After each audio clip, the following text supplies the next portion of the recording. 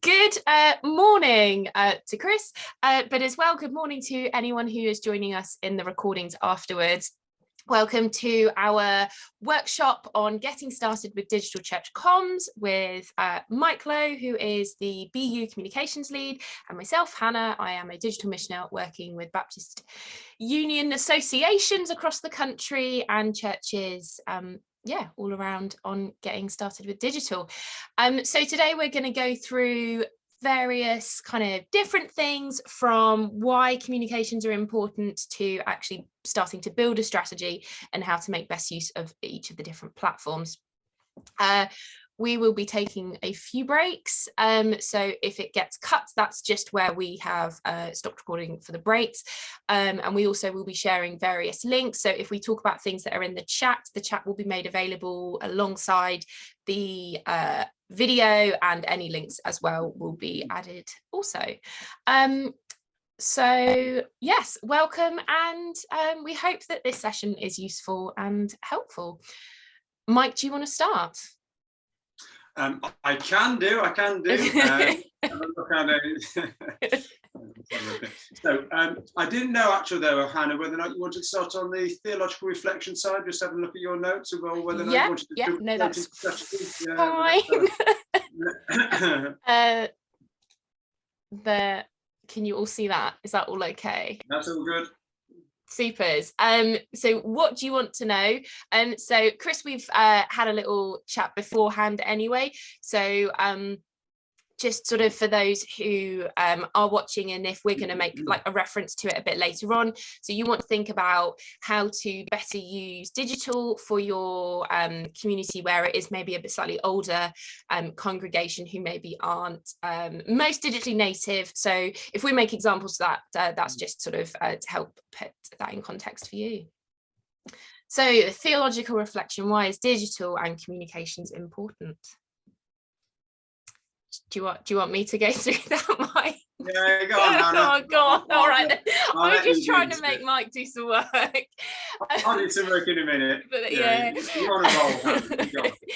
So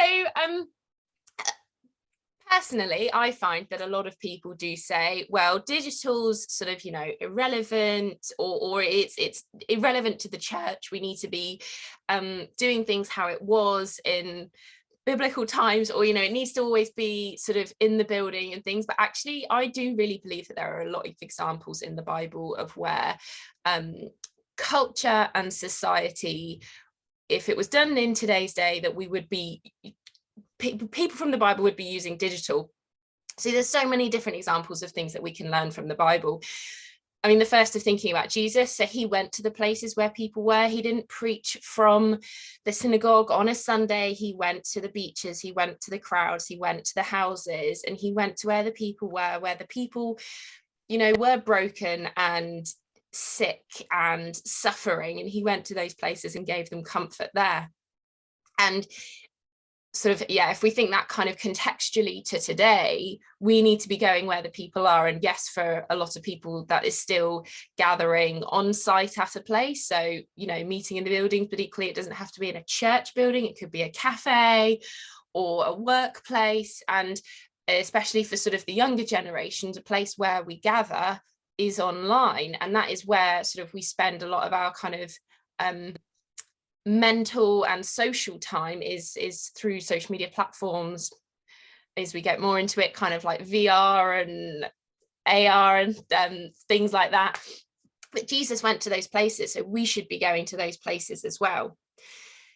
Obviously, Paul did go to a lot of the places he worked with, and the communities that he helped sort of that he knew, but he then, when he wasn't there, he wrote letters to them, and that's what the Bible is made up of. Like, his books are made up from the letters, and so he clearly wasn't with them at the time, yet equally the teachings and advice and the things that he said to them are just as valuable to us today reading them as it was for those who read them at the time. And so equally, you don't have to be directly sort of in touching distance with someone to be able to give them spiritual nourishment or education. So again, I think Paul, I do believe that if Paul was alive today, he would be a prolific tweeter and would just be always putting something out. So again, that sort of like that distance is still present in those who wrote the Bible. And for a lot of them, the Old Testament, and yes, they took the kind of the tent version of the temple. Sorry, I should have checked the word for that. They did take the kind of like their movable temple with them, sort of up until the actual temples were sort of structures were built. But the nomadic lifestyle of much of the Old Testament equally is an example of how one doesn't need to be in a specific physical location, and that God moved around with people. You know, his spirit was with people, and it didn't matter whether they were in, you know, Egypt or Bethlehem or somewhere else. God was there with them, and their experience of that and their relationship with God and their relationship with the communities that they were in were no less because of that. So again, though, even though the nomadic lifestyle is more of a it is a physical embodiment of it, I think actually it's sort of transientness, that's probably not a word, can equally be used for digital and online. And a couple verses that I've really taken comfort over, particularly during the pandemic, but in sort of my work through digital, is the first, Esther 4:14, for such a time as this. Could you imagine if the pandemic would have happened 10 years ago, even 5 years ago? You know, we wouldn't have had the technology that we have had now. I mean, even over the pandemic, it's advanced significantly. You know, actually, the fact that digital is here is such a gift, and we really should take advantage of that.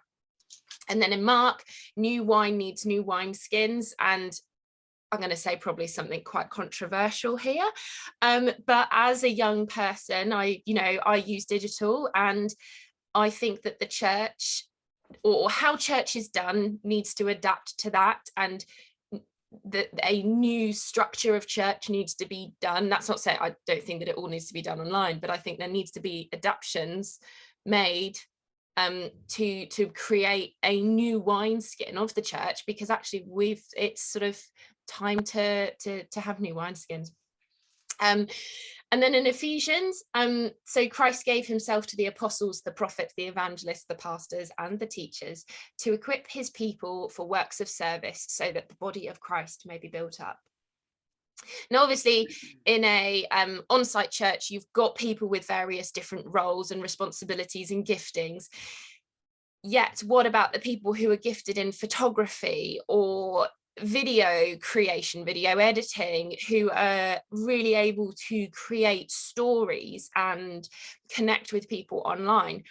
Why are we not giving these people a chance to serve their church in their ways and their giftings? And so I think that digital is just another part of the body, and we should be using it. And then in Matthew, where 2 or 3 are gathered, and people, again, often, you know, we always use that for sort of small groups and things like that. But equally, I think if we are gathered online, so there's 3 of us here today, I think there's, you know, that God is here with us, and he can, you know, if we were having a prayer group or something, I think that we could have something that would be powerful, even if we are not sort of able to physically touch and hug each other. I think it's still online can be so powerful, and you know, we shouldn't be limiting God to not being able to move online. I think they're really good points there. I mean, one of the things I just add on the theological reflection side, and again, if you wanted to go away and have a look at these stories and reflect on them, is well, sticking with Paul, actual fact, if you end up going and reading the account, which is Acts 17 verses 16 onwards, when he visits Athens, I think that's just a really good example of Paul contextualizing the gospel and communicating it in the right way. We'll go on in a minute to sort of vision and listening and the points, but he actually goes to Athens. He understands whether he listens and watches, and then he works out where are the places in which where he can be heard. And then he goes out to the marketplaces. It works out that clearly the speakers go out and talk in the marketplace, and he goes and has some banter with them, and they challenge him and that sort of thing. But nevertheless, he gets to the point where he's talking in front of the Areopagus, the top level of Greco times of talking and exchange of ideas. And so it's really interesting if you go through from when Paul arrives in Athens and his process to get talking in front of the Areopagus. And I said it's I think it's a really good, honest account. There's no sense of, there's no great revival there in Athens. You know, a few people get convinced, but it's the fact that Paul goes through a process, gets to the right places, and people are listening, and something is there to carry on afterwards. And then from a Matthew 5 point of view, I just find it really interesting, again, looking at the communication journey that Jesus went on when he comes out from the desert and he withdraws to Galilee and he's on his own. This is at the start of, officially the start of Jesus' ministry, and he's one person. And within a very short period of time, he knows that part of his calling is to tell people about the truth about himself and God, and to reveal something. But he can't just do that with a couple of people. He has an aim, of which the Sermon on the Mount, a crowd of thousands. He goes from one person to a crowd of thousands in a short period of time. But you see his approach to communication in terms of getting people on board, a team, giving them things to do, and then that journey towards the fact that the Sermon on the Mount needed to be in front of a huge crowd. And I find that quite helpful in overall communications, and certainly reflecting on it theologically. Yeah, no, I hadn't thought about those points actually, so I will add them to my list. Where I'm starting from, I think in my bit, is I suppose some underlying foundations to communication, which a lot of the things that we can use today and we can look at going forward, a lot of those are, I have an art background, and people can, and the thing that you get taught very early on is that anything that you use within art is a tool, and it's the same with communications. It's like a toolbox of different things. And I think what you can get lost in is the sort of perhaps the gloss and sheen that a certain thing can do, or what a new bit of tech can do, and you can sort of get lost in the gadgetry of it all, or in perhaps sometimes the romance and how people use a certain thing, whereas they are tools, but you've got to use them appropriately. And there's lots of different analogies you can use, but I think yes, imagine yourself, you've got a communication toolbox. Those are helpful, but in fact, what are you working with to begin with? One of the things that I would sort of suggest for people, before you even start this sort of journey of which tools you're going to do, is what are the processes in which, you've got your church vision and purpose, as it says at the top there. But to have a church vision and purpose, you've actually got to understand your community, because there's that whole sense of God calling us. He's got a plan and purpose for each of us, and also a plan and purpose for a community as well. So one of the things I sort of really encourage churches to do is, firstly, actually have a listening team. And what's great about a listening team is that this is age and ability independent. It's wherever certain people are in the community. It could be within a care home. It could be the person that works the checkout. It could be the mum on the playground. It could be the person that works as a cashier. It could be somebody that volunteers in a charity shop. A whole group of different people for which they're actually quite observant, and they can just sort of sense and they can see what's happening in your community. To be able to listen to your community and see what's going on can help drive your purpose and vision. And if you don't have that purpose and vision right, then it doesn't matter how great your live streams are, what tech you've got, and how skilled those people are. If it's not hitting why you're there, then you will have trouble, and you won't have that. You won't be following God's plan in that way. And I think if you've got a listening team, which then feeds into the leadership in the church, I think that's really helpful. And always have that listening team feeding in. And some of those people could also be part of a communications team. And and I come from a small church context, so I know whenever I say the word team, this can be the same people that are doing quite lots of different things, but certain people that are energized by listening to the community and how we might communicate back to them. And I think it's really helpful if you are explicit and plan in how you're thinking about communications. So I want to come at this from a couple of different angles. There's that listening team, communicating team. Maybe a different way that I could sort of present this, and I'm hoping just one of those will stick with you as an idea. Think of this quite holistically. Really, how you communicate isn't just about what tech you're using and whether or not you're on social media. This is about thinking about, you would like to share the gospel with people. And in which case, we know we live in a very secular society now. So a lot of the ideas, a bit like if you read the Paul in Athens piece, people will go, resurrection, not quite buying that one. And they will challenge it and they think, well, I'm not really interested in this at all. I think, as they said to Paul, what's this babbler talking about? So in which case, what is the overall communication approach that we need to do? And I think thinking of it quite holistically is helpful. And an example I've used in the past is actually thinking about if somebody suddenly feels that they've got some sort of spiritual yearning that for whatever reason they think we need to sort of explore faith, and this may be a young woman with maybe a young single woman with a daughter, and they don't know, they've got no idea what to do. What would they do in that process? And this is where you start to think, where are the places in our community which we could actually be present when someone's making these early explorations? We know a lot of young people, well, let's start with young people, they will go to their phones and they will have a look. They might go, well, okay, then I know about churches. If somebody goes onto Google Maps, will they find your church or your community? Will it be on there? They may well have a look at a website. People like to sort of definitely see what's going on and will explore social media, what's actually happening. They might not go into any great depth, but they'll actually see whether or not that content is up to date.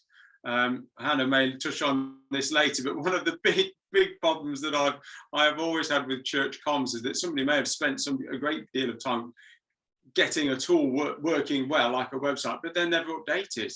And there's nothing worse than going to a church website in June and details of the Christmas service from last year are still on there. So you have to think, we'll go on to that in a minute, as to perhaps why comms just sort of slips down people's priorities list. But we'll come to that. But again, you can imagine this person going and looking at all these various online things. And then there's, will they find you? If in fact, will you be mentioned in the sort of the local community? When I was in local ministry, I had a good relationship. I was in Derby, so the main Derby Telegraph. I always had a good relationship with the human resources, the human interest story journalist. Whenever we were doing something interesting, like setting up a job club or doing stuff with our food bank, which spoke into issues at the time. I look at these, and these are 2015. These things don't change, do they? Look, I won't get political, but there we go. It was at the time a young family, he had cancer, was working full time, but still needed the food bank. And it was how we spoke into that. And of course, this went into print and also was online as well. Things like newsletters. One of the things that worked well for me in the community was church newsletters. I often find are only really for the converted. And are very much an internal glorified notice sheet, which can spend, people spend a lot of time working on. But I said, no, if we're going to do a newsletter, it's for the community. We want to share things with the community. In which case, it was a seasonal newsletter, 2 sides, professionally printed and designed, which told people about what we'd been up to that was relevant to them. Again, listen to the community, what's relevant to them, what we're doing about that. And this is what was given out. I was in a small church context, but so we had about 20, 25 members, but plus people that supported the community. I used to just give sort of 10, 20 of these to everybody and say, you go and hand one of these out to your friends, to your neighbours, and take it from there, rather than doing it over, just doing a mail drop. Again, thinking holistically, what's outside the church? If this young person, say, comes to your church, what's that impression? What is your building, if you've got one, communicating when you get there? There's absolutely nothing wrong with quoting scripture, but will it connect with somebody who doesn't know anything about the Bible? Will that mean anything to them at that point? So again, this is about listening to the community. What's the state of the building? What does the garden look like? What's the pointing and the brickwork like? All of these sorts of things communicate to people. And we know people judge a book by its cover, and often you will go past churches with a tired notice board, and the building looks, it looks a bit shabby. No one's been tending the garden, and people will get put off by that, sadly. So again, this is more than just digital communication, but I hope you can see that they're all interlinked, because if you don't think about them as a whole, you will fall, you will fail at any given point. I changed now, again, this is sort of just contextual at the time. I used to create, this is a sort of a graphic from a big banner. I used to rotate about sort of every 6 months to a year at our church. So this was a big banner about 10, 15 feet across, and I'd update it. So one of our strap lines was blessings for everybody, saying the things that we did, contact, all the different ways you can contact us or me and get in touch. That was our notice board. Wouldn't be the one that you would use, but it was about trying to be contextual to something that worked with that. And again, continuing that communications journey. If someone's managed to connect, found you, looked from the outside, thought that was good, what does the inside look like when you get there? What sort of welcome, what sort of thing, what's the smell like? All those sorts of things. There's certain ways you go into a church, and for me it's quite nostalgic, something that smells sort of quite musty and something from the 1970s. It reminds me of my childhood, but I don't know if you're in your early 20s whether that's the sort of thing you want. Often within our Baptist churches, part of my background in art is you go into most Baptist churches and there's nothing on the walls, or you might get somebody who's done a little banner. Again, what could you put on there? What I used to do, because they were sort of quite, and they're still quite cheap to do, is that, certainly if you've got a little budding photographer in your church who takes pictures, and obviously if you've got permission to use them, print some out, put them on canvases. That's what I used to do. So our church was filled of good stuff that we did as a community. You came in and I had about 15 odd canvases on the wall that I used to rotate once a month so they didn't gather dust and just become wallpaper. And that means people came in and think, oh wow, okay, then this is the community. But it is, again, a facet of most Baptist churches that they tend to be really bland when you go inside. You don't need lots of money. You don't need to have £1 million rebuild and have a super grand design, something that Kevin MacLeod would come and visit. Just use cheap tools to convey the community, a happy community. And these are some classics that I've always heard from people. The welcome when you come in. What's the coffee like? What are your toilets like? What sort of language is being used? What's the provision for special needs? Is it about whole life discipleship? And I know I'm you may feel like if you're watching this now and Chris Graham, you may feel I'm slightly off piste here, but it all counts as that holistic communication that you may come here and go, well, I'm just sitting here waiting for the bit about social media. The bit of social media is completely irrelevant if the rest of it's not working. And that's what's really important. And of course, you can carry on. And once you get in there and you get to know people, what are the ways you maintain relationships? Is it going to be through an email? And of course, there's loads of church content management tools that we could look at. Would you have WhatsApp groups? Do you use Messenger?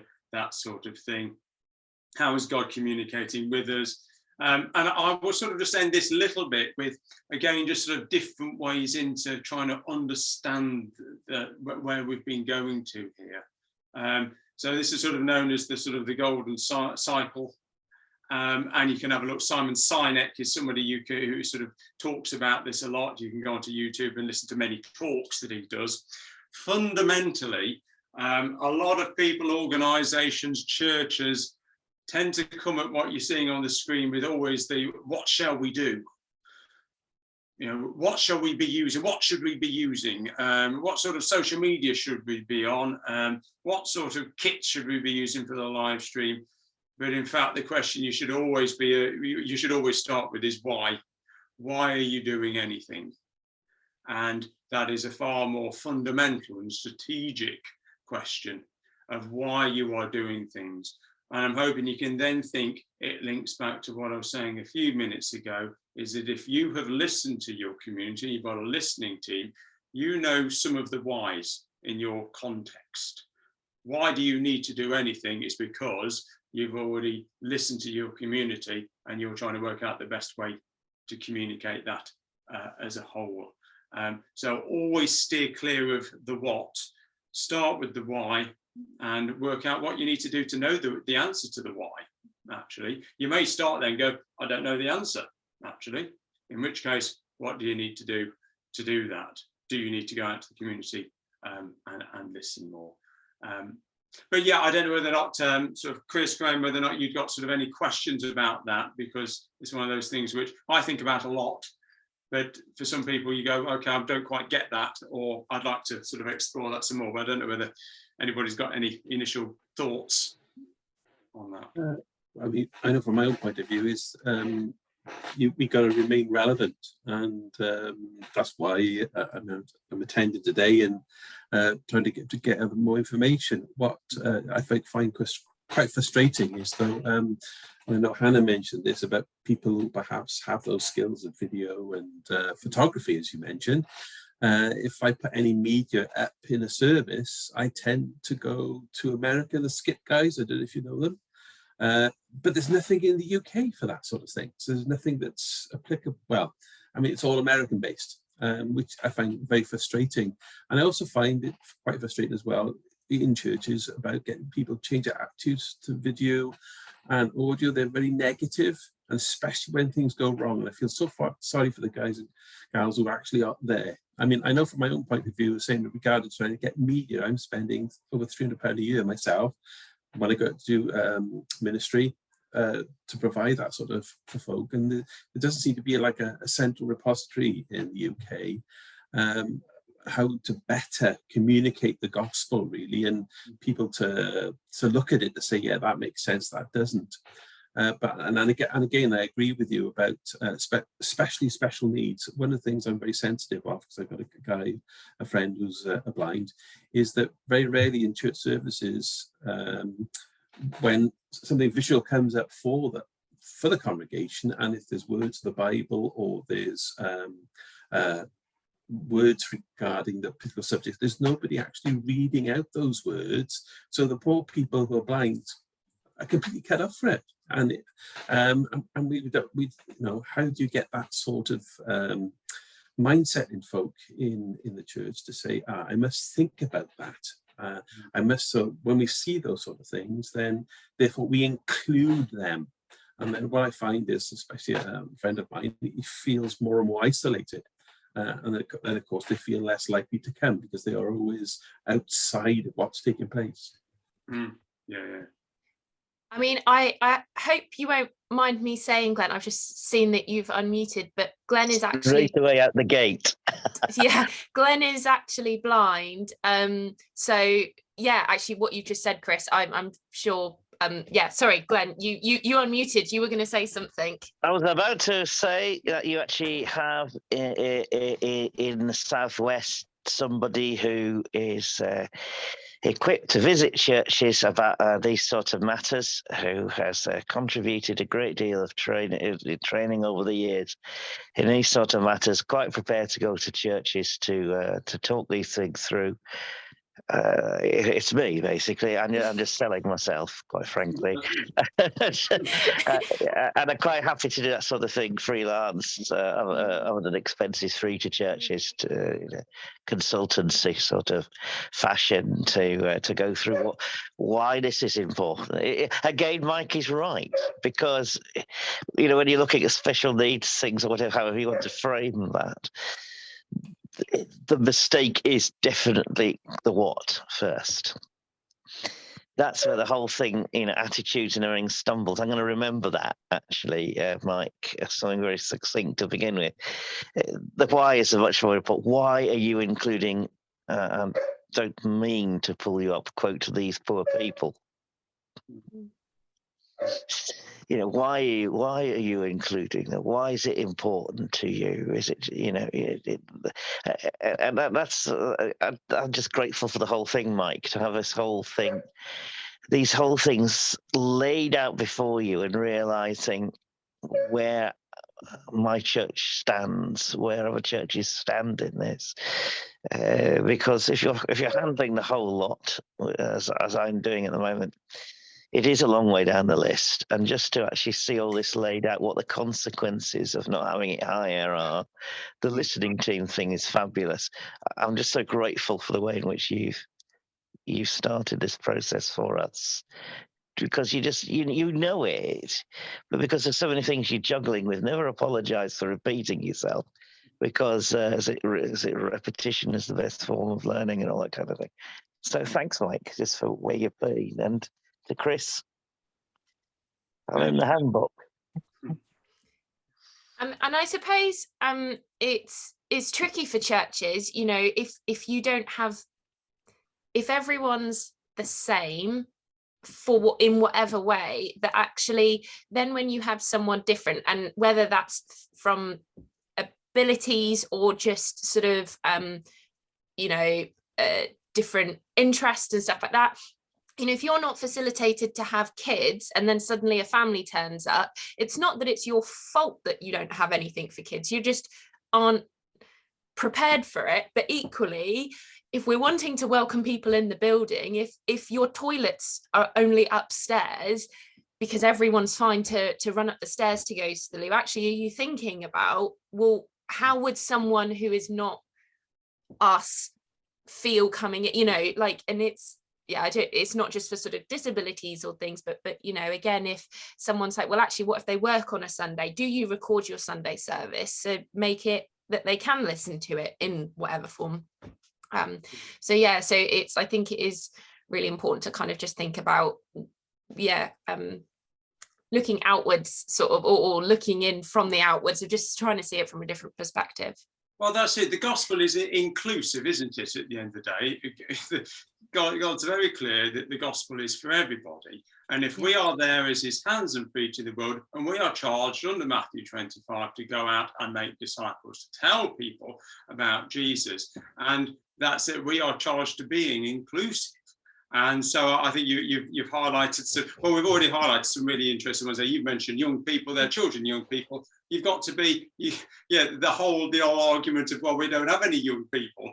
That doesn't mean that you're not prepared for them. You have to be prepared for them. If that's it, you go, oh, well, we don't have any people in wheelchairs or any blind people. Oh, well, we don't need to. So, of course you do. You need to be prepared before. You need to be able to show that you're inclusive. Again, back to simple things like, oh, we don't have any black or brown people in our area, all white people in our area, or we don't have anybody else from another country in our area or in our church. Where you go, well, no, because the whole idea is your church looks attractive to all people and all nations, and this is this whole holistic communication approach. And just because you haven't got any is probably a bad sign of these things. How are you communicating? Back to what I said, that whole communication journey. The reason that you haven't is that because people have not been attracted to this, and people were attracted to Jesus because of his inclusivity. So it's not hard. Just you've just the concepts aren't hard, but you've got to work hard to make it happen. Yeah. And one of the cheapest things we can work on, and Mike brought it out, but I really want to bring it out a bit more for the recording, is the thing of language, how important the way we communicate, the words we choose, really being thoughtful about the words we choose, what's associated, not just whether they can be understood, whether they're the sort of English people are using nowadays, which is of course hugely important. You don't use the sort of like 18th century language in communications, but what are the images I'm using? What are the sort of words I'm using? How would they come over to all people in my community? Yeah, exactly. Yeah, that's good. Not just understood, but felt within the heart of a person. Cool. Should we continue? Mike, did you want to share anything else? No, I think that's okay for now. I think that's it by the looks of it. So Chris and Glenn have sort of understood those fundamentals, and again, just for that recording, it is those fundamentals of holistic communication. It is. I would just really advise you, get a listening team. Be listening to your community all of the time. And what I like about that in particular is that you often get certainly some older members of the congregation, and I know I've had this, going, "Oh, Mike, I wish I could do more in church," or "I wish," the very much the sort of the Marthas of the church who would really be always looking to be doing, always be in the kitchen, and then all of a sudden they can't, and perhaps they have gone into a nursing home or they aren't, but they're still part of different communities, and they can feed in what they're listening and seeing and being part of. And so again, it's brilliantly inclusive. And you're going to hear from different parts of the community, which will inform the why you are doing anything and will help you understand how holistic your communication is doing. So I know I've gone again, but as Glenn has said, repetition is the best form of learning these things. So I will shut up now and pass to you, Hannah. No, that's good. All good stuff. Can you all see the slides? Is that all up? So yeah, I'm not going to repeat all of the things that are on this, but if it's just sort of have a listening team, have a comms team, and thinking like why it's important from us, like so think sort of actually about strategy. Well, actually, if you've got a strategy, you know how to structure the things that you want to say, and you know then what's the sort of things you need to be finding to create content, and it does help them with planning in other departments and other groups of actually, if you know what you say and how you say it, you as again, like holistically, you are a stronger voice because actually you've got a sort of more unified voice rather than, well, the Sunday service says this thing, and then the kids groups during the week say this, and then the midweek sort of group says this thing. And actually, if you've got kind of one cohesive strategy, actually it really helps to sort of create something that's clearer everywhere else, but also like thinking like, are you going in the right direction? So if we think, if you're in a very rural area, you don't really want to be thinking too much about necessarily targeting students or things like that, because you're in a you probably don't have that demographic around you. But say then a new housing estate gets built sort of close by, actually you could suddenly be thinking about, well, who are the sort of people that are moving into those houses? Is that young families? Is that sort of young professionals? Actually, let's review it and we can pivot our message slightly, because suddenly now we've got, we have something that we know how to hold and how to move it.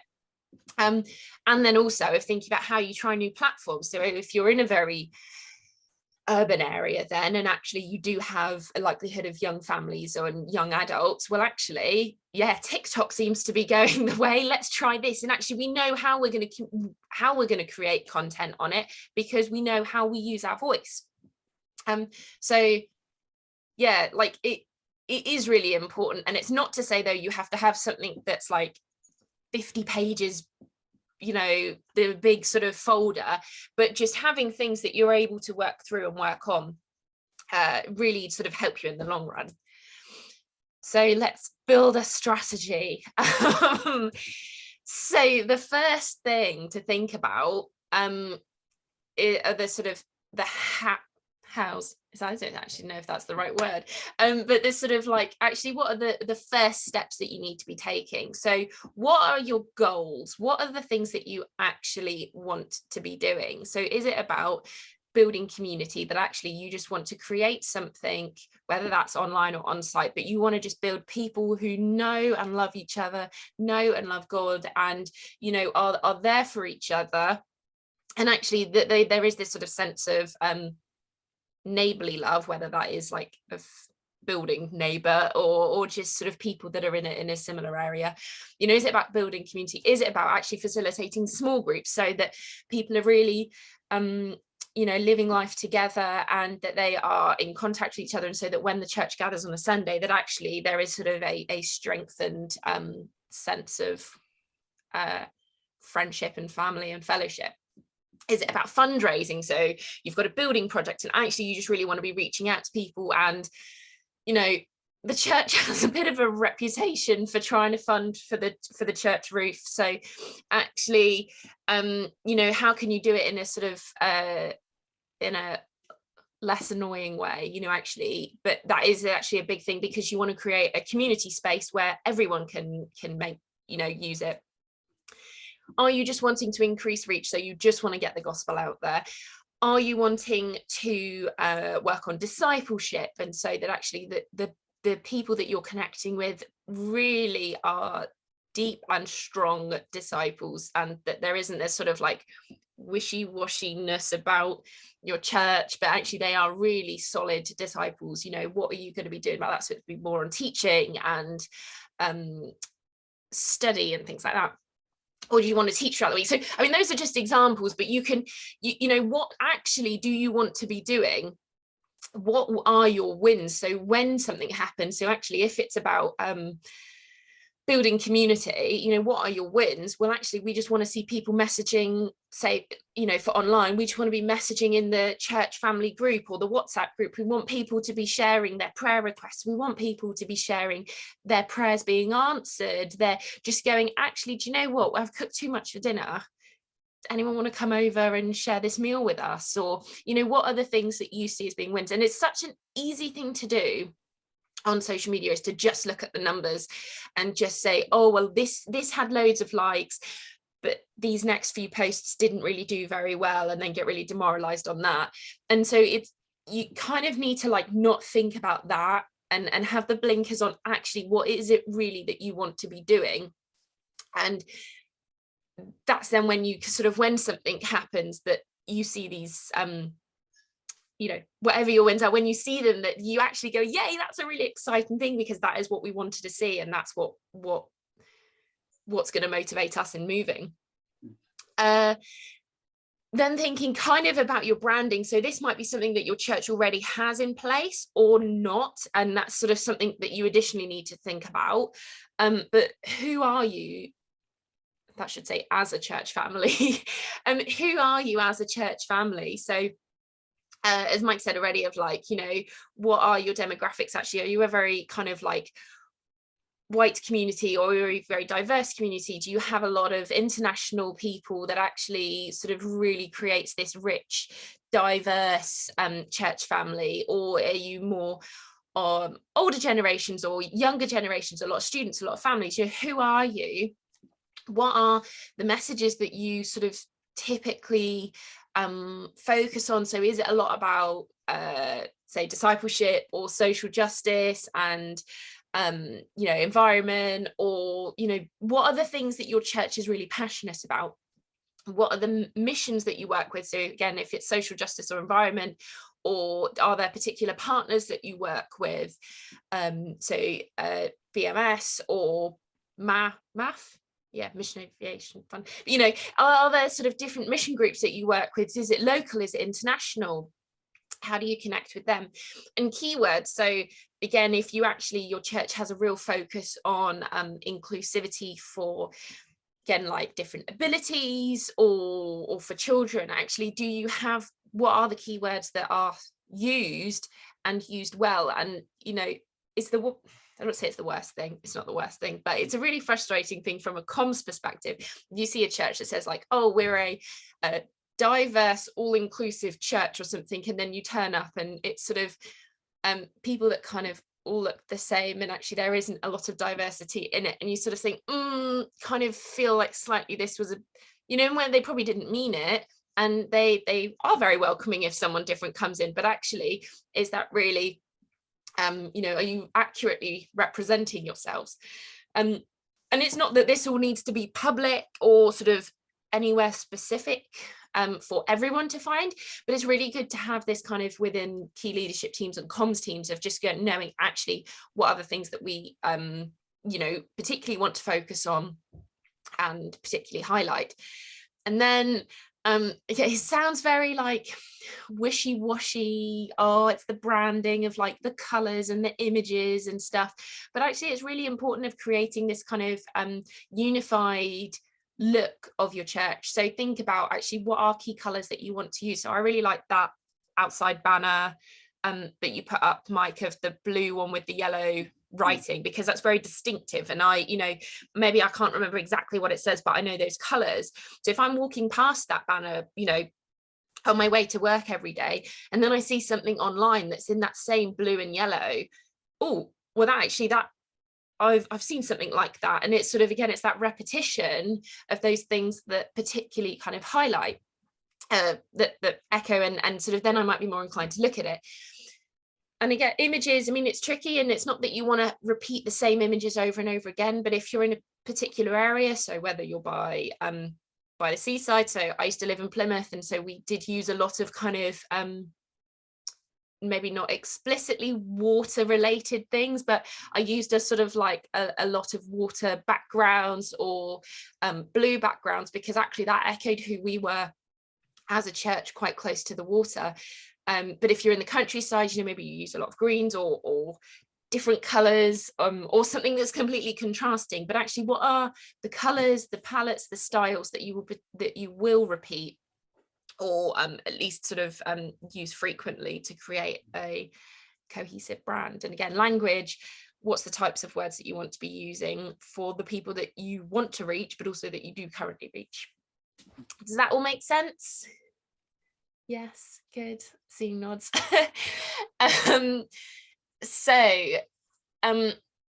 Gosh, I've really got my titles messed up for this. This should be who's. So now to start thinking about the who's of who are you talking to and who do you want to reach?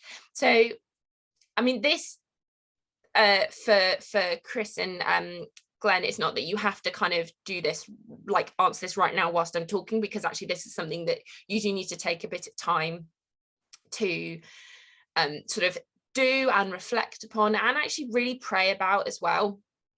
But who are you currently talking to? So who are the people that you're currently reaching, whether that is online, and so that does have a bit more of a wider reach, but equally actually who are in your immediate on-site community, who are the people that are likely to reach? So again, if you've got a lot of families in your area, but actually they're not really coming to church, actually, is there a bit of a disconnect there?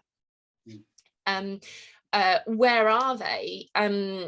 So again, if that is that online or on site, are they coming in? You might have loads of families come to your toddler group, to girls brigade or boys brigade and things like that, guides and stuff, but actually they're not coming on the Sunday service. And there's the thing as well of not just thinking who are you reaching on the Sunday, but who actually do you reach the rest, throughout the rest of the week, because the church isn't just something that's like an hour and a half on a Sunday. Do you have a preschool that you can connect to? Is there a school next door that actually you do a lot of work with? So who do you currently kind of reach, and sort of breaking down those groups and who they are? Who are the people that you want to reach, specifically online, but it doesn't have to be exclusively. I mean, but I'm going to talk kind of particularly about from a digital strategy, but who are the people that you want to reach? So again, actually, we really want to reach the families in our community, because we do have a really, toddler group that uses hall, school next door, blah, blah, blah, but they're not coming to church. But actually, we just want them to know that we think about them, we pray for them, they're on our hearts, and we do, we want to not work with them, but we want to sort of we want to be a part of their lives. So be realistic about actually what you've got to be able to use, and or what you've got to use and what platforms you will use. So again, don't think that you're going to have a daily morning show on Facebook where someone's going to be talking about a Bible story and going to do a whole theatrical show and some teachings and a craft and stuff if your church is only 30 people. I mean, I don't know, maybe there is one or two people who are absolutely gifted in that way and they want to do it, and I mean, that's brilliant if it can, but the likelihood is you are not going to be able to deliver something every day. But that's not to say that you couldn't have things of being able to offer occasional weekly resources and things like that. So just be realistic about, actually, we can't reach everyone all the time in every way on every platform, because that's just not possible. I mean, no one can really, even if you've got a massive team, no one can really do that.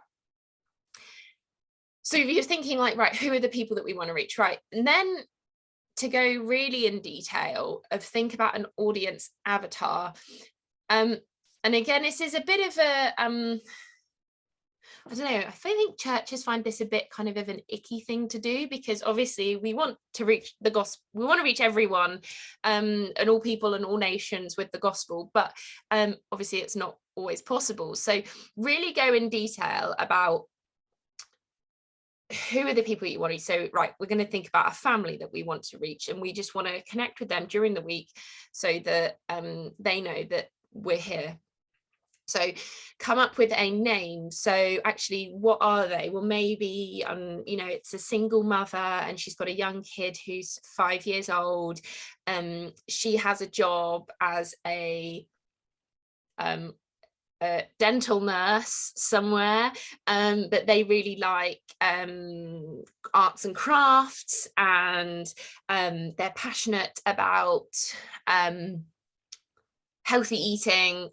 You know, really go into deep about, and you don't want to make it up to a point that it sounds a bit too good to be true, or just a little bit sort of too far-fetched, but actually make a realistic but sort of in depth of this sort of ideal person that you'd want to reach.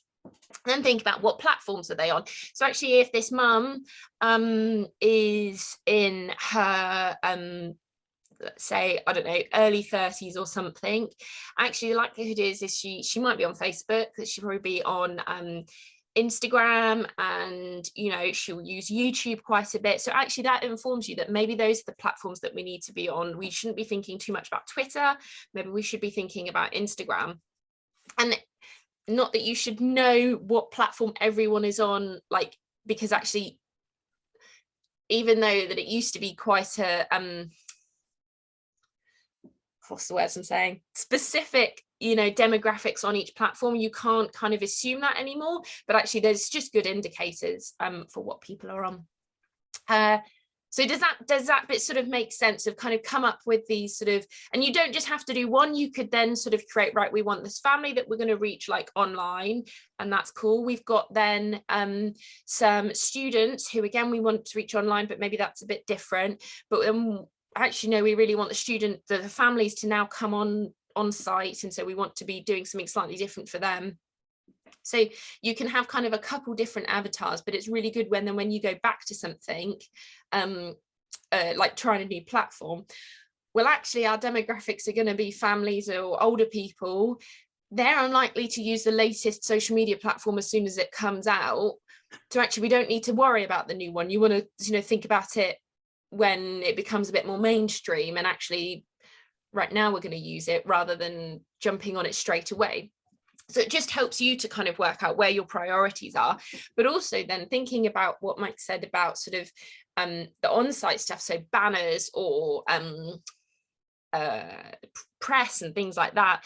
Actually, again, if you're not by a school, you know, or there's loads of families walk past the church on the way to school, well actually could you do something around that time, or have something up that's specifically eye-catching for kids, or you know, that's the movements of the people going, or if it's work or university or something like that, like actually are you thinking about how that how those, how your different avatars interact with both your on-site and online presence, and what you need to do to interact with them. Right. So think about, actually, again, as said, how much time so the likelihood is, as a small, if you're small churches, or even if you're not a small church, but this is a kind of a new area, it will fall to one person or two people, but it will typically fall to the person who's watching this video. How much time actually you can commit to your comms, which is why then I think having a team is so important, that it sort of relieves some of the pressure and responsibility, but equally I think you have a richer and a stronger impact, because it's just not falling all on one person. If you've got a particularly busy week because of it's back to school or someone's on holiday and stuff, that actually it's not then this one person having to stress about it, that it's the load is shared. So think about realistically how much time you could put in. You don't want to say like, oh right, okay, so it's a team of 3 people, we are going to do social media posts every day, and that includes written content, photographs, we're going to do like some TikTok videos as well, we're going to make a half an hour sermon video on a Wednesday to follow up on what's already being done, blah blah blah blah blah. And actually, is that, if you're already working or you're serving in other ministries across the church, like how is that possible? I mean, I don't have time for that, and this is my job. So think about really actually what time you have, because that will dictate then what you're able to create. What skills and resources do you have? So again, as Mike said, if you've got people who can take photographs within the church, actually, could you use their skills in your social media posts or the banner for outside? If you've got someone who maybe doesn't work as a graphic designer but is incredibly gifted at it, or maybe so a younger person who's going to do graphic design at university, actually, are you able to offer people opportunities of making something that takes the stress off you and makes the church feel like they're all invested in it then?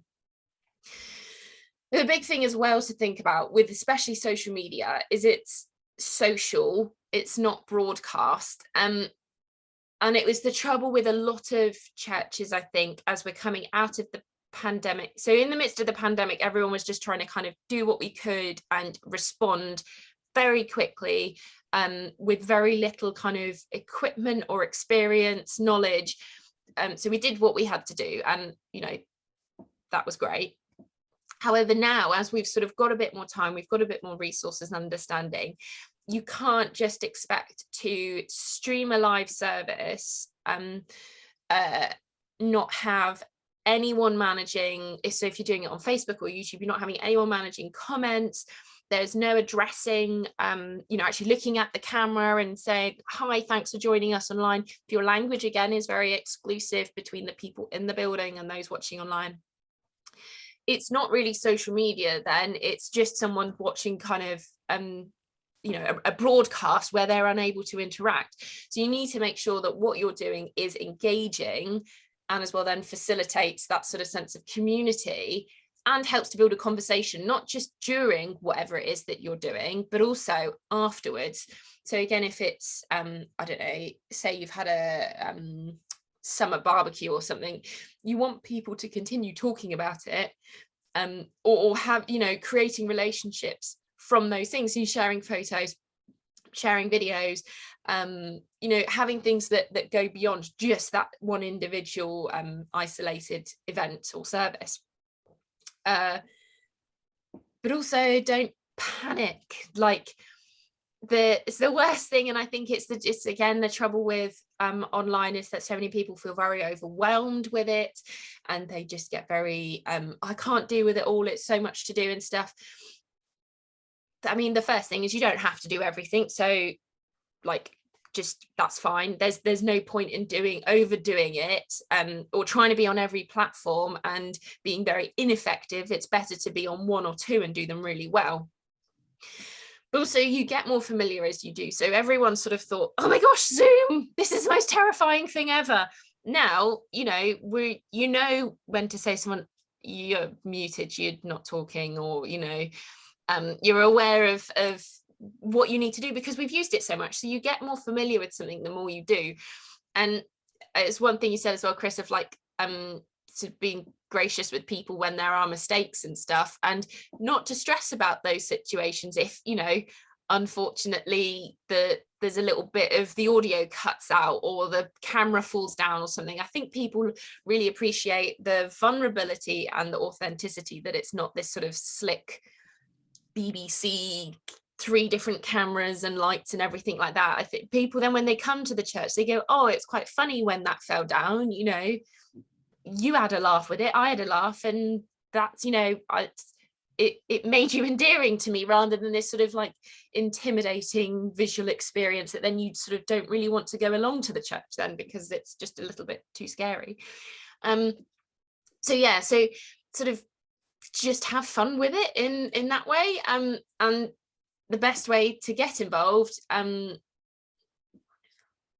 understand it, you know, I don't actually think that's very good English there. But you just got to use it more to understand it, play around with it, try different things. And so, you know, there's always so many updates on different platforms. And the best way is just to go, well, let's see how this works. Let's try some reels. Let's do some stories. Let's try the chat rooms or watch parties and stuff. Let's just see how it goes. If it doesn't, fine. But we've played around with it. We've seen it, like how it works. It doesn't work for us. That's absolutely fine. So just sort of like play around as much as possible. And again, that's why I do think that it's an opportunity to get younger people involved, because actually they are on the platforms anyway. It's not necessarily that they have to be the one leading it, but of saying, actually, you're on Instagram a lot. Do you know, how can we sort of like create, what's the sort of things that you'd like to see, or actually, how do we do this? I'm a bit stuck on this. So it's sort of, it really allows people to get involved. Where, you know, normally they'd sort of not necessarily be included in a lot of other ministries if they're on social media. So yes, right, I think maybe we should have a quick break, if that's okay. I'm going to just stop share just so I can make sure I'm pressing the right thing. But does that all make sense so far? Yeah. And I think the other thing I'd probably just add is yeah, give time for things, give it time to bed in, give it time to work out, and don't get put off by numbers. I think if you've done the work in terms of why you're doing something, and that you think, no, this should be working, yeah, just give it time to do that. I just remember one church that I know, one community for which they'd done the work in terms of creating a messy church. It was a few years ago now, but I know that they set up their first 4 messy churches, nobody came. Now, how many of you watching this now would have done something 4 times, created all the crafts, got the food ready, got everything ready, and sat there and nobody came? By the 4th time, would you have carried on? And by the time number 5, number 6, number 7, people started coming. So yeah, it's about sometimes letting things bed in. If you've done the work, then it's just sometimes it's about tweaking and letting things grow.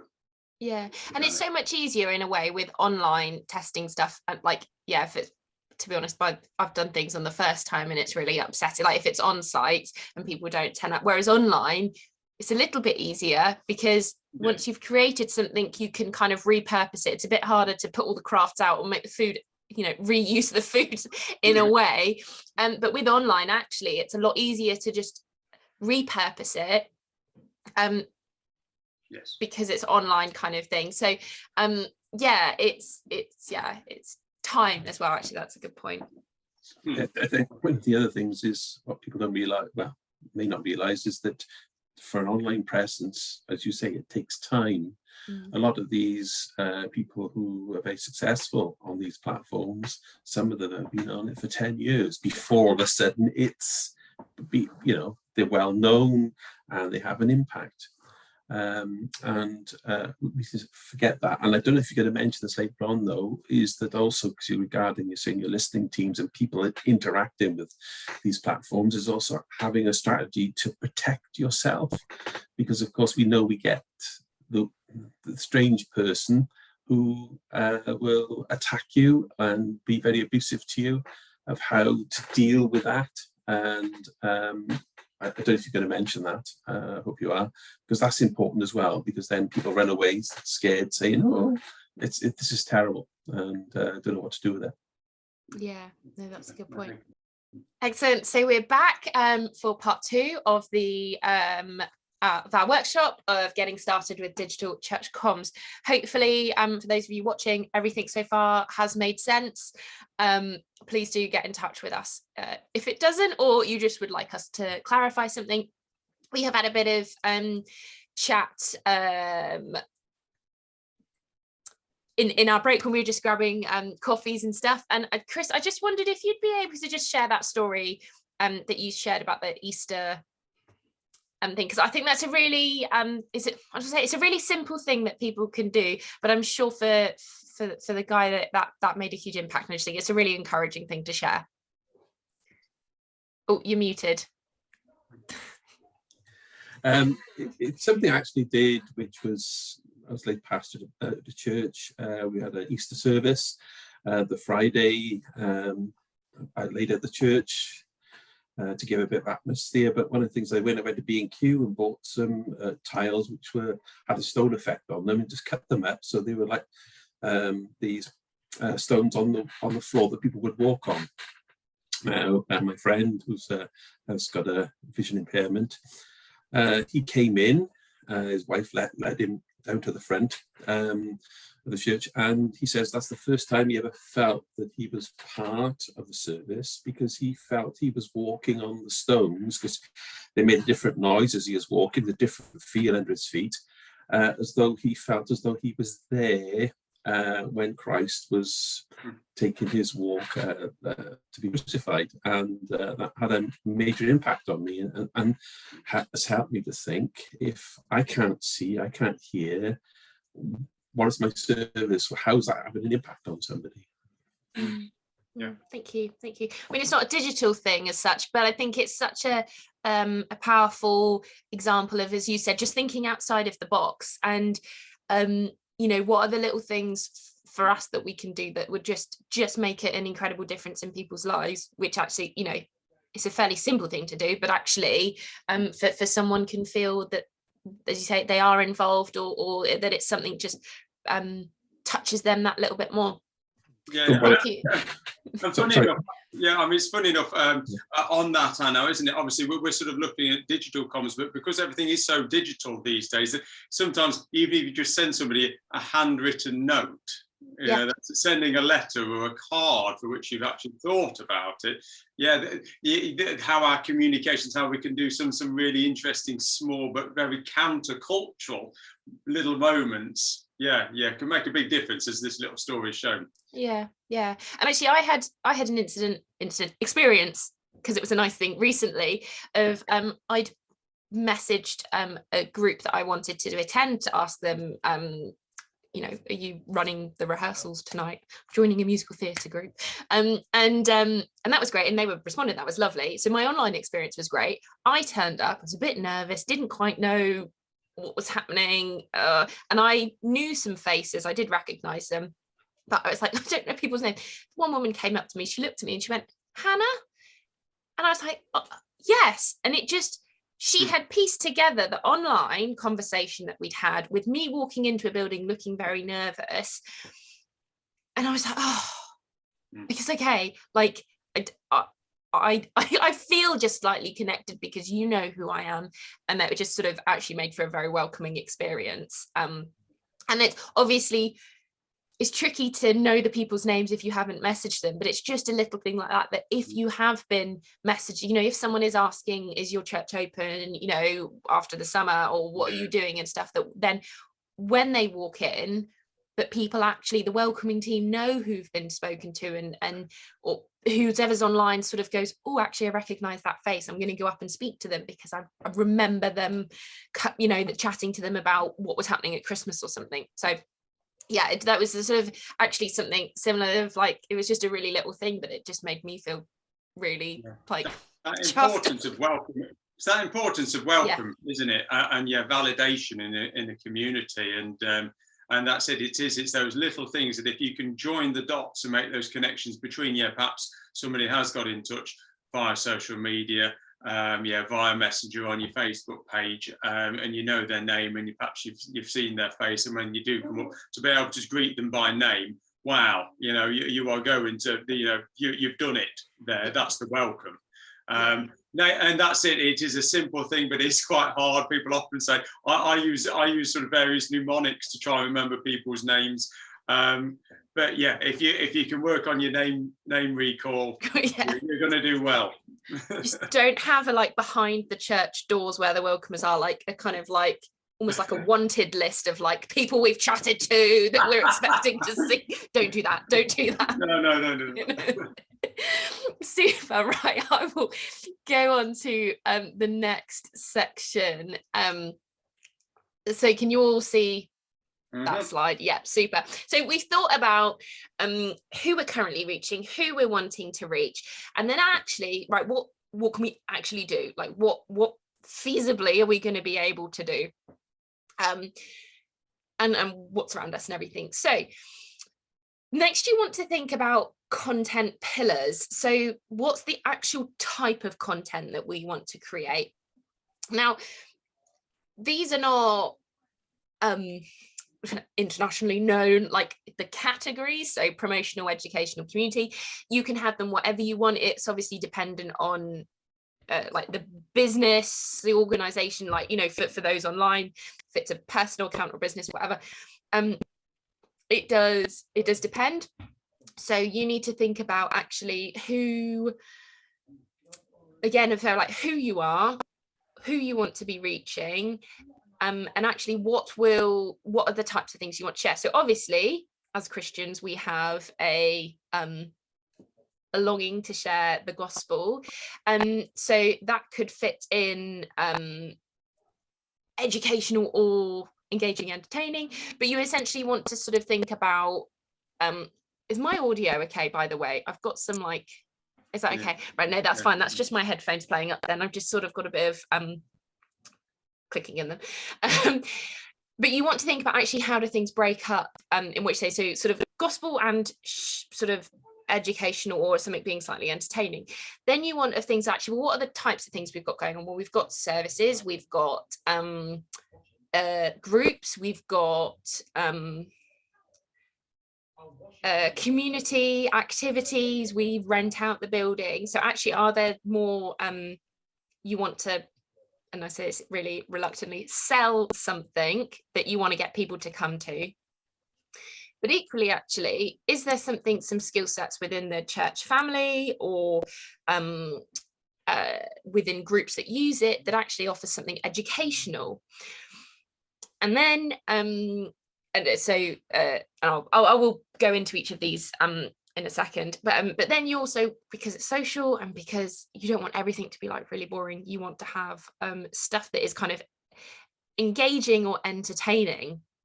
And the thing is as well is you don't, and I can't remember the percentage off the top of my head, I did have it written somewhere, but it's not like you don't want any more than like 20 to 30% is selling on your social accounts. So it's the sort of one of the frustrations I see on when you look on a church's Facebook, and it's literally every post is join us on Sunday, join us on Sunday, join us on Sunday, join us on Sunday.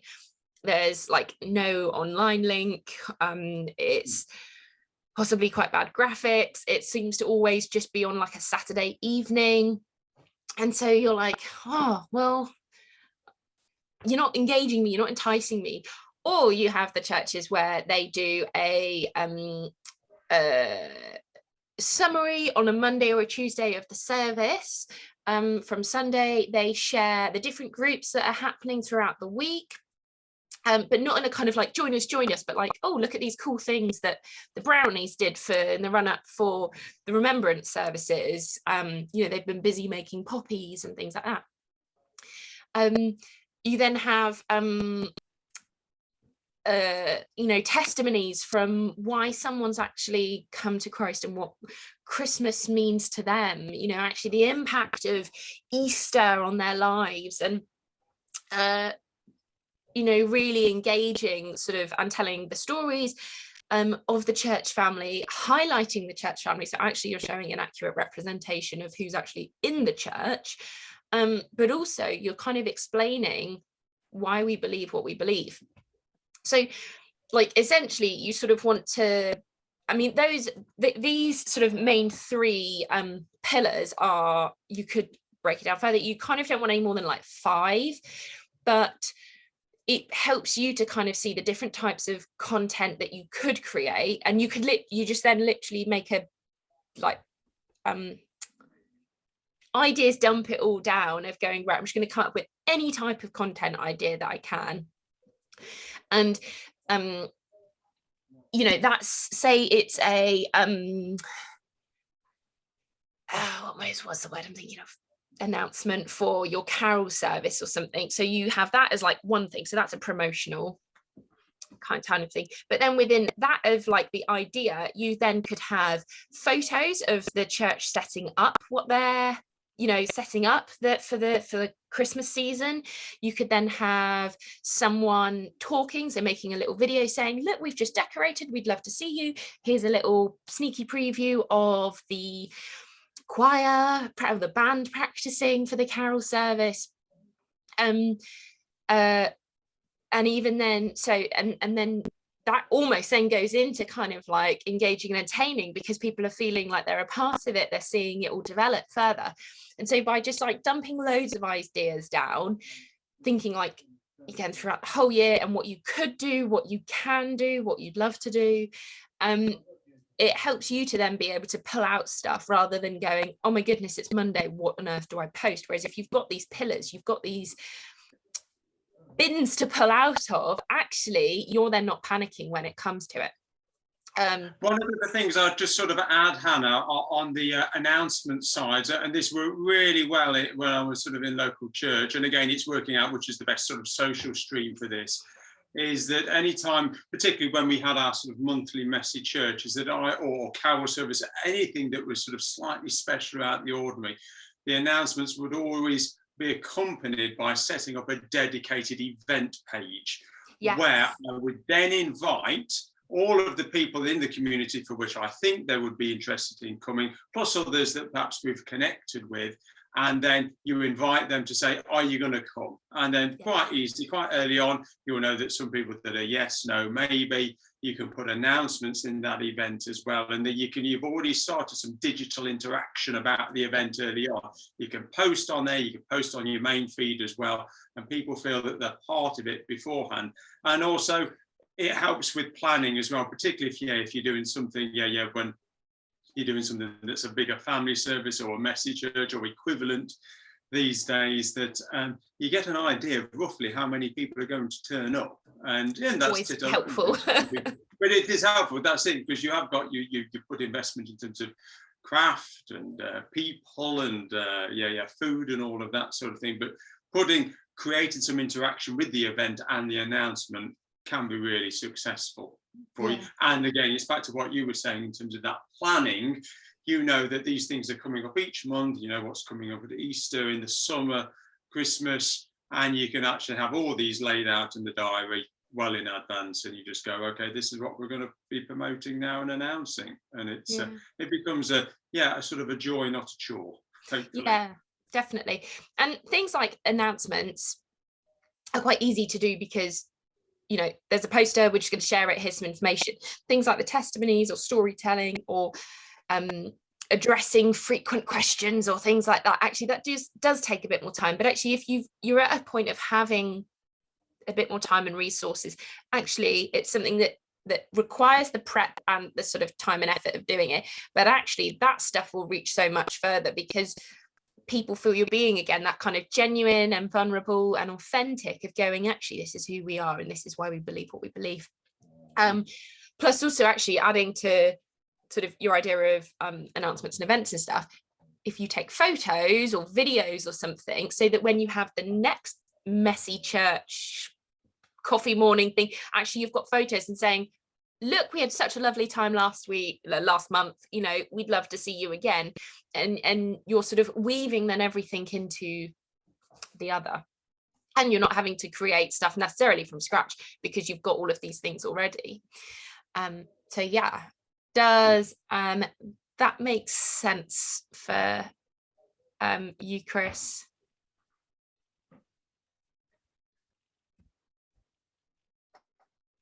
Good, super, thank you. I like the pause there. Yeah, the suspense. And as well, sorry, just to add to this as well, for pillars of, do it like to begin with and just dump as much down, but equally as people share ideas or you see somewhere else, you know, add to it, and just it becomes a kind of open document that you continually add or take away, or you sort of go, well, that really worked really well, we need to do that again next year, or actually let's do that again in 6 months time. And you know, don't just do it once and then never look at it, because it is something that you need to kind of constantly go back to, because it will be helpful. So then the content calendar, so we know who we're talking to, we've got an idea of that, we know the types of things that we're going to do, or the messages that we're going to share. So now we kind of from there thinking about kind of what platforms that we want to reach. So actually kind of we've got an idea, right, this is the sorts of ones that we're happy on, that we know that the people that we want to reach are on, or that we are reaching are on. So putting together a content calendar, again, is something that you're like, oh, why do we need to do it all? Why do I need to do it now? Can't I just do it all on the fly? And can I say this from experience, as someone who frequently ends up doing a lot of stuff like very reactionary, it's so much more effort to do it to create posts in not even reaction, but just create posts as I'm then in the platform, rather than going, I've planned this out, I know the message that I'm going to be sharing, I know why I'm doing this comes under this content pillar, it's addressing this audience, and it's for this thing within our kind of actual bigger strategy as a church or an organization. So having a content calendar, again, it's not a lot of work, but it is a bit of a faff to begin with, but once you've got it actually and you become used to using it regularly, it does help. And again, because if you should be a team, if something happens to you and you've got all the ideas in your head, well, then the content's not going to be going out then. So whereas if you have a calendar, actually, if something happens to you, or you're on holiday, or actually it just, you know, sharing the load, that people know, oh, actually this is where we're going, this is the types of things we're going to put in. I've been in, no, actually, I don't think it was really a church situation, but I've been like co-managing social media platforms with people, and I was meant to be the lead, and I'd had scheduled like in my mind that I was going to be doing this and this post, and I'm posting these things, and at the same time someone else is posting something else, and it just then becomes a very messy, unaligned online presence, and it just made us look a little bit silly. So having sort of, if everyone knows, right, this is what we're promoting for the next few weeks, this is the message that we're going to be doing, this is what's happening on each platform, people know that they're not going to go, oh, can you promote the bric-a-brac sale tomorrow? And you're like, well, no, because I should have known about this weeks before to be able to properly kind of push it out to people. It's just going to look sort of a little bit awkward now. So anyway, have a year plan, and it's not that this needs to be sort of hugely in detail, but sort of look at the year, whether you want to do it kind of like September to August or January to December, however you want to break it up, but have an idea of kind of what your year looks like. So again, if like actually whether there's leadership gaps because people are on holiday or sabbatical or something, what are key dates for the church? So obviously Christmas and Easter holidays, are there any specific bank holidays, you know, with the funeral coming up on Monday? Actually, is that something, obviously we couldn't really schedule that a year in advance, but actually what would a key date be? So with His Majesty's coronation, actually, is that likely now to be something that we need to keep in our diaries, especially for, you know, the first few years where probably people would like to bring it up again? Or you know, this week of kind of like mourning, actually, is this something that we will think about again next year, in a reflection kind of thing? So what are key dates kind of like nationally? Is it regionally? So is there something specific that happens, you know, arts festivals or something that kind of it doesn't need to be everything that goes on. So if I think kind of locally, we have a carnival week, and that's a huge thing for the whole of the area. Actually, that's a big thing for churches, because there's suddenly all of these visitors coming. There's people who are probably likely a lot of them will be Christians. Actually, what are things that can be done that the church can interact with? So not that you need to respond, like put down the response to those things, but just have a kind of like year calendar of thinking, right, these are the things we need to be thinking about. Then you break it down into kind of either quarterly, seasonally, which is monthly anyway, but sort of, you know, quarterly, seasonally, or monthly. Monthly, obviously, you can go in a bit more depth and it seems a little less overwhelming. So normally I'd like break it down a bit more, but I thought I'd just sort of, it's a bit easier. You get the gist of what I'm saying. And then you go, right, okay, for September and October, we are going to do a sermon series on these things. We have got these groups starting up again. We know that so and so and so and so are away, so we've got to do something a bit different. We've got harvest coming up, so we want to address that. We've got I'm trying to think of any other big things that are happening September, October time. I can't really think. You know, these things and these things going on. So these are, right, this is how we're going to respond to it, right? We're blocking out these posts highlighting the sermon series. So we want to kind of bring that up a couple of times a week, and we're going to ask people to come to church. You know, we want to factor in if we're doing a harvest collection, what does that look like? How are we going to promote that? So in that one, you don't have to like write out the exact text, but you sort of have then a clearer idea, right? Actually, last 2 weeks in September are just very busy. Let's just not stress about anything else. Right. Okay. We need to start thinking about Christmas promotion. It still feels a bit of a dirty word to say, in middle of October, because we've planned everything. Right now we need to actually put up, as Mike said about like Facebook events, we're going to put up all of our events in October so people know they've got time, and we're going to go, oh, it's early, but you know, here is what's happening. And so you really know kind of actually where are you going online. Well, if we're getting the flyers printed, then we can put a post out about, oh, we've collected them, and it's sort of, it then all interlinks with how what's going on actually on the church on site there. And I'd sort of add to that, Hannah. You've already sort of indicated, and it's something that I have to do all the time, sort of in my role nationally. I always coin the phrase managing the noise. So you have to, what's really helpful about this is that you can plan this out, but you can then also see in advance where in fact you're really busy. Mm-hmm. What you can end up basically shooting yourself in the foot if you've got too many things coming out that are quite confusing. If you've got harvest coming in and then you think, oh well, I've already put stuff about Christmas, or I'm actually still talking about the summer, we've got the Bible study series going out, you can put a whole load of stuff in that ends up just being noise to people.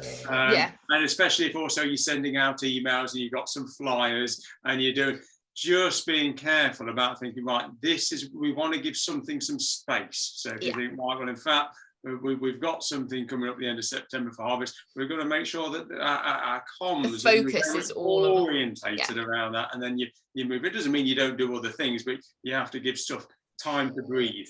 Otherwise it gets lost. Yeah, absolutely. And as well, kind of thinking a little bit further on, over Christmas, so over December, okay, we've planned it all out, we know what we're going to put out. Right, you do have to start kind of like thinking a month or two ahead. So you're thinking slightly about January, but equally you don't want to leave it to the last week to be thinking about the next month. And it's like, I keep saying it's the worst thing about everything. It's not the worst thing, but you don't want to have like a really cool, busy September, October, November, December, and then just do nothing in January and February, because you are absolutely knackered because it's been a ridiculously busy season. You've had no time to plan any content. You've had no time to create any content. So kind of going, right, well, we know that, November and December are going to be really busy times. Right, we're going to start thinking early November, just a bit about what's happening in January, so we can put some stuff out, but it doesn't have to be intense. And we know that we're not going to have time to create a video series over December on top of everything else that's happening. So yeah, as you say, Mike, you know, managing the noise, but equally knowing actually what's following that. And okay, as a, you know, there's suddenly it's really, really quiet, but are you planning stuff that you're not kind of then panicking in the midst of actually that last Christmas week? Oh, we've got to be putting stuff out. No, like, because you've planned what's happening and what's coming up, and it's fine to sort of not all the time post, but that you've got kind of, but there is stuff coming out, so you're not suddenly just sort of you know, absolutely silent for January and February. Yeah, certainly what I work on, obviously you've given the different ways, certainly from my own experience of work, and this is where I do this sort of cross team nationally, is that I have a quarterly meeting where where we plan where we look at the next 3 months. And I think in church context, yeah, you could sort of do this sort of late, so your example for the start of the year, post-Christmas, perhaps the end of November, just before you get busy with Christmas, yep. You actually then sit down and saying what we're doing January, February, and March, and you plan that out, and you do that before you get into the business of December, but you're well ahead of the game there. Yeah. You can plan stuff out, you've got a few weeks just to put things in place, and then again, yeah, you'd come to sort of end of February, start of March, where you'd actually then be looking at April, May and June, and that will obviously be including things like Easter, but you always sort of front run the sort of the next quarter. It has been sort of quite helpful for me, because you can look at the noise levels, you can look at where things are perhaps quieter, where you can give things more space, and it's a more enjoyable experience, and it's linked up and strategic. Yeah, no, definitely. And especially I think that December, January time, you've had, you know, we do so much stuff over Christmas and it's so wonderful, and then suddenly to not put anything out, it's as if you're sort of like, oh, we're not that bothered about connecting with you people that came to all of our services and events and, you know, Christmas things and stuff. Yeah, we're not that bothered. Whereas actually if you're still putting stuff out and it's still kind of engaging, or it's asking people questions, you know, you could say, you know, rather than going like, what presents did Santa bring you? But be like, actually, what was a blessing that you found over Christmas? Because then actually you're taking that spirit of enjoyment over Christmas into January. People are going, oh, do you know what I really loved was just our family time together where we watched TV and, you know, we watched all the old classics and stuff like that. And it's, you know, you're bringing that joy that people experience, but equally you're sort of creating, you're asking people something that they need to respond to, rather than again just going, right, so we're over Christmas now, we're going to do Alpha, and that's all we're going to like shout and scream about. And it just, again, it feels like you sort of like entice people into the building and now you're trying to trap them into selling something. Not to say you shouldn't promote or do an Alpha in January, but it's sort of just about managing actually what's the type of things that you put out. Yeah, and then sort of related to that, Hannah, as well, and we chatted about this right at the start, there is always the danger post-Christmas that people forget about the comms channels, and that, come March or April or the middle of the year, the first things that people find on your website or your social media is the fact that you've done join us for our carol service. Our carol service. And so, yeah, this is so important at the start of the year. Like you said, you can follow on from Christmas, go into those New Year initiatives, but you quickly move on and you remove where necessary stuff that's actually now out of date. Nothing worse than out of date content, particularly at Christmas. Oh dear, yes. Yes. So we've got the kind of like more strategic, broad view stuff happening throughout the year. And then go into a weekly one, a plan. So I've got a can you see my cursor, by the way? No. Can you see that move? No. Okay, no worries. Oh, I can now. Okay, no, that's fine. I just didn't want to be like, hey, you can see I'm pointing at it, if then it wasn't actually coming up. So and I've got on the next slide it kind of in action, and this is just something I use. You don't have to do it exactly like this, but I have a kind of schedule like this of like the date, the pillar, so not that it needs to be exactly like that, but it's just again so I can see, oh, I've been very promotional this week, or I've been very too entertaining and too lightheartedness, actually maybe I should put some more stuff that's like spiritual nourishment or whatever. So it's just, that's more sort of like for an indicator for you to kind of look at. Topics, so again, are we looking at kind of Sunday service? Is it activities? Is it an event? If it's like harvest, so actually we've got a whole harvest campaign, so it's to do with harvest. So then but it could then be, well, we're selling the service, we're pushing for donations, we're just trying to actually, you know, it's after harvest and we wanted to celebrate how much we've raised, or, you know, we were able to take this food down to the food bank, and so like that's scheduled in because then that's still like part of that campaign. So again, these the pillar and the topic column are just helpful kind of for you to kind of be able to reflect upon. Then I have 3 columns, and so these are then just repeated, and you can have as many going along as you need for as many platforms as you use. So I have a kind of the platform, and then I just put the platform name alongside it, and then you have the text. So okay, let's stick with harvest. Join us for our harvest service on, I don't know when harvest is, I don't know, 15th of Sunday the 15th of October. I don't think that's the date, but you know, it will be an all-age service or a family service with a picnic, or it should bring and share lunch afterwards or something, but we also will be collecting for the local food bank. That was a very long piece of text, so let's just say this was Facebook. So that's a very long piece of text.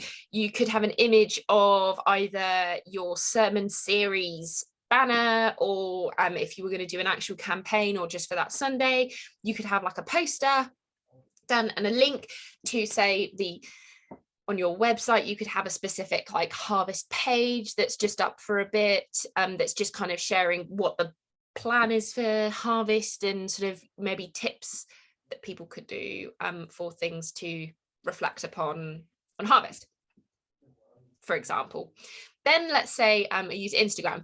So obviously a link isn't really going to work on Instagram, so the image is going to be more important. So we don't really want a poster. Perhaps might do like a nice look of the church with some like a little food parcel, or the poster alongside with some other images of previous harvest festivals and stuff, and or harvest services, and then text, because text isn't visually seen or maybe isn't as interacted with on Instagram. You know, you might put that, but you might sort of put some other emojis in and just make it a little bit eye-catching, or you might just keep it really basic and say keep an eye out for things to come soon, and then so on and so on, and you'd add other ones in there. So if I just show you, so this is like a previous one for a church that I ran. So it's going to be really tricky to see, just for me to fit it was for me to fit everything in, but can you kind of see that? You can see the blocks of text. Of it, yeah. So I've got the dates, so and put the actual dates there, but I just put the days, and then Sunday service, upcoming Christmas program, coffee morning, last of the community coffee, so that says coffee morning tomorrow, last of the community coffee mornings, community questions, carol service information, carol service or something. So then I had YouTube, so that was sort of just, it would be the live stream. On the website, we need to ensure that the program page is linked on homepage, and then Facebook, Twitter, Instagram, stories, Facebook, Instagram. And so essentially then I had sort of join us online and on site this morning for our Sunday service, and then it was a link to the live stream, and then it was the same for Twitter, and then on stories, obviously because you can't share a link to stories, we can, but like it didn't work as good. We would sort of be behind the scenes. 1 second, my dog's just oh my goodness, my dog like dreams and yips a lot. Anyway, yeah, so it sort of helped me to see actually what was going on. So it was a really busy week we had, so I did have a lot of things to put out, but was trying to make it kind of like a few days before people knew what was happening. It was information, so not just of going, oh, come along, but actually going, if you'd like to join us, here are things you might want to know. And actually this was sort of in the middle of the pandemic, so we were like very conscious of making sure people knew about the safety aspects of it, and you know, this was what we would be doing. And then something fun, because it was Friday, question time. What's your favorite Christmas chocolate? You know, if you're going to get something to get some engagement, is ask about like the best biscuit, the best or the worst pizza toppings, things like that. That is the way to kind of like get people engaged, get people commenting, and just helps to break up a social media feed that is sort of like constantly just trying to get you to come to the building and stuff. So that's yeah, a bit of a sort of like a sample one, and this was just the beginning of it. I would then put in the graphics, I'd have more links to it, and then once I'd scheduled them, I'd change the colors. So, but also that you can create it how you want. So actually, if you want your YouTube to go on the end and you want Twitter to go up first, or actually you want your website to go first, you can completely change it around. I'll share the links at the end, but I have got a link to the template that I use, that people are welcome to copy that template or use that template. So I will share that at the end. But again, the point is that if this sort of doesn't exactly work for you, just change it, test out different ways, you know, move it around, because it's all about what works for you. There's no point in you feeling that you have to do it this way and then actually it doesn't work, because the point is that it's meant to be useful and make the whole process of content creation easier. All okay? Mm-hmm.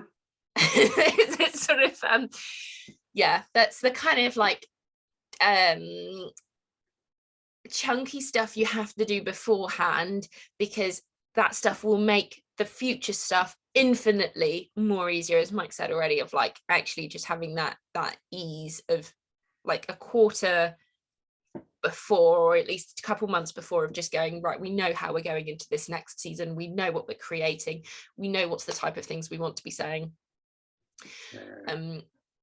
So yeah, any questions or anything from you, Chris? One of the things that I'd really like to see on many churches is their calendar, which roughly puts the detail for the year. Because what I tend to find is that even by quarters, I tend to miss things because I'm involved in something else, or I've been asked to go and preach somewhere, and I'm trying to look at the church calendar, but there's nothing there, so I don't know if something special is going on. So that would be great if churches would get more behind that. I think, as you sort of mentioned this, I think we also ignore national events to our peril. I mean, if you go back, if you remember it, when Princess Diana died, and of course now we've got our Queen has died, that's a huge opportunity for our churches to open and provide something which isn't happening in a lot of places, because there's a need in the community. A lot of people are mourning, but they don't know how to express it, or be stroked regarding it. And it's a great shame. A typical example is a little girl who, you may have heard of it on the national press, fell into a pond near us in Pontypool, and she was rushed because they thought, she wasn't going to survive, to England, the specialist hospital. While individuals inputted into that, the churches didn't. So it's something else perhaps that churches shouldn't be afraid of doing, to say we're praying for this little girl as a church, which means then the church cares a bit for its community. So something else for us to, I think, we should be more aware of and involved with, really. And that comes back to that sort of that whole listening team. It's not just a general background listening. It's saying this is happening right now. This is important to our community.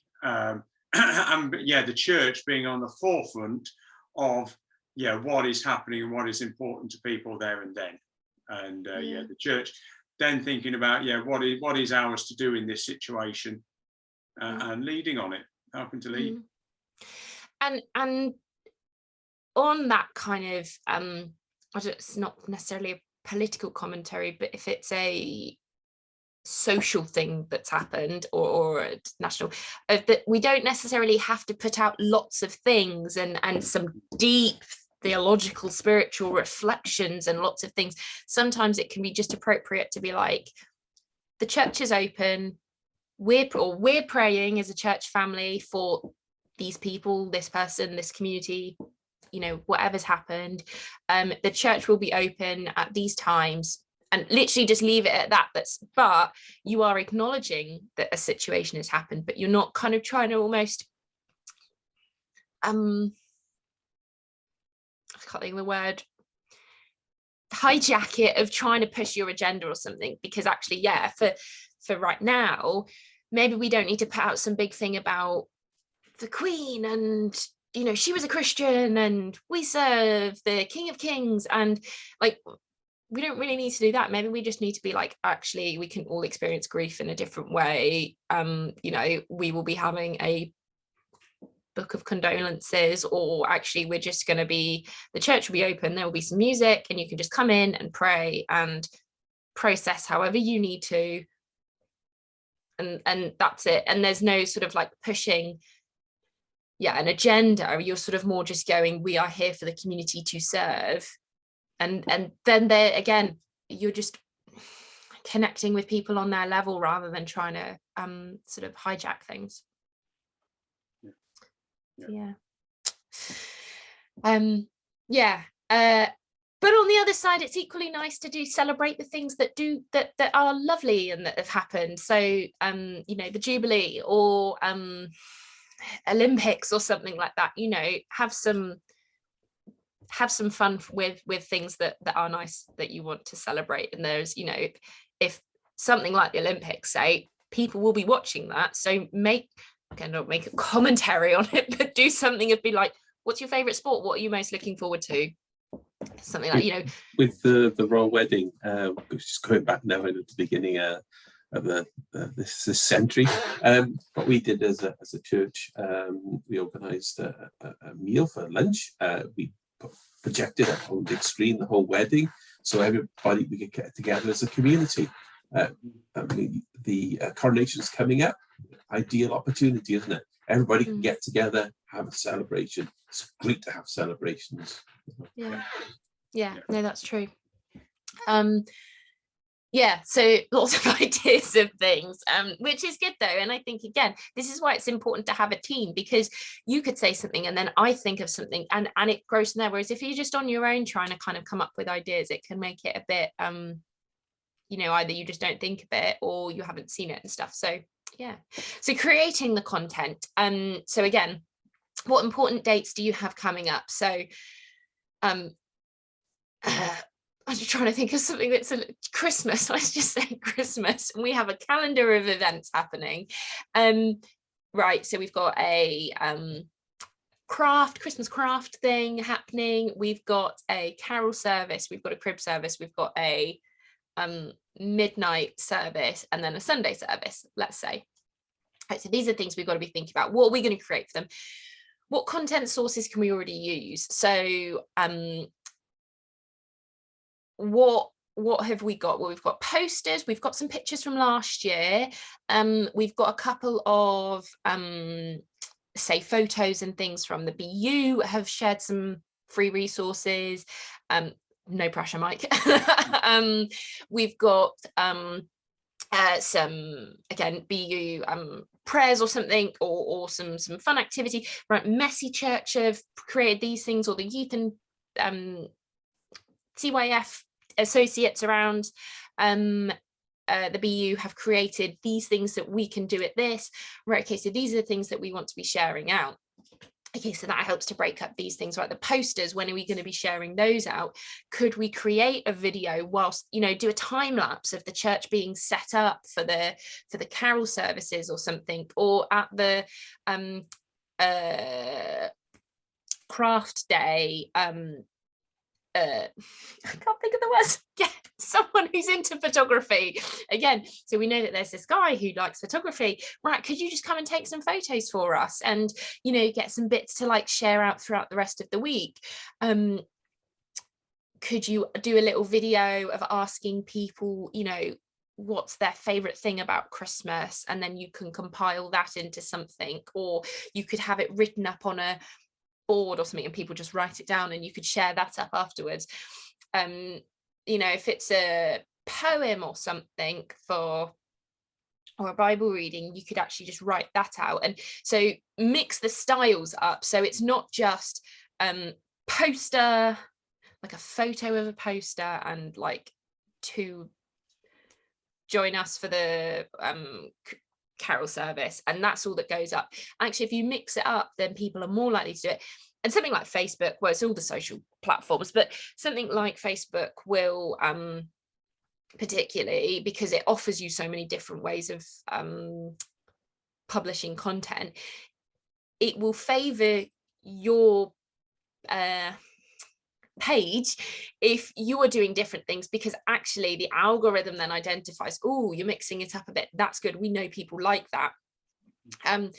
So mix it up. And as well, you don't want to see the same thing over and over again. It just helps, people will engage in it if you mix it up and stuff. But get inspiration from anywhere, everywhere and anywhere. So big hot topic thing for Christmas is the John Lewis advert. Could you share that out and be like, oh, officially Christmas is here, and make a joke of like, now can we start telling you all the exciting things we have got coming up? Actually, they've done some, I don't know, maybe their theme is particularly nice or exciting. You could take inspiration, said, right, well, we are challenging everyone to what was the one last year, was about friendship or something like that, was quite lovely. And what we're challenging everyone on our Facebook page or social, we want to see who's your best friend, please share a picture. What are we celebrating? What's your most I just had a really good idea there. So the kings, wise men gave Jesus at the nativity gold, frankincense and myrrh. The whole thing about like, is it in Bleak Midwinter? Like, give him my heart. And it's about, giving Jesus like presents and treasures and stuff. But it's like, we want to know what's your, what's a treasured possession for you. It doesn't have to be the most expensive thing, but actually what's a really important thing for you. And again, you're helping people to just think kind of a little bit more further than, oh, Christmas is all about presents. Actually, could it be a family member is like a really important thing to you? Anyway, but it's sort of like looking at, and it sounds really like, again, cringy to be like, the shops, especially things like John Lewis, are really good at Christmas because obviously they want to get everyone in the building to sell them things because they want you to buy. What can you take from what the type of content they're creating and bring it into church? Like, actually, what are they doing to create an exciting experience for their customers? What can you take to do something like that? And obviously we don't all have the budgets of John Lewis, but what's an idea that you could take from that? Certain hashtags or again, styles of colors or content. And if you're doing anything visual, actually, and audio, just make sure that they're not pixelated or with big watermarks. Try to use as your own photos wherever possible. Make sure they're that high quality, but equally, if you need to use photos from other places, so something like Unsplash or Pixabay or Pexels or something, just make sure that they are, you've got the permission to use them, because it is nothing worse, especially for something like Christmas where it's a really important thing, or Easter, and then have something with like a big watermark across the background of it. It can kind of ruin that slightly. Is that all okay? Oh, pressing the wrong thing.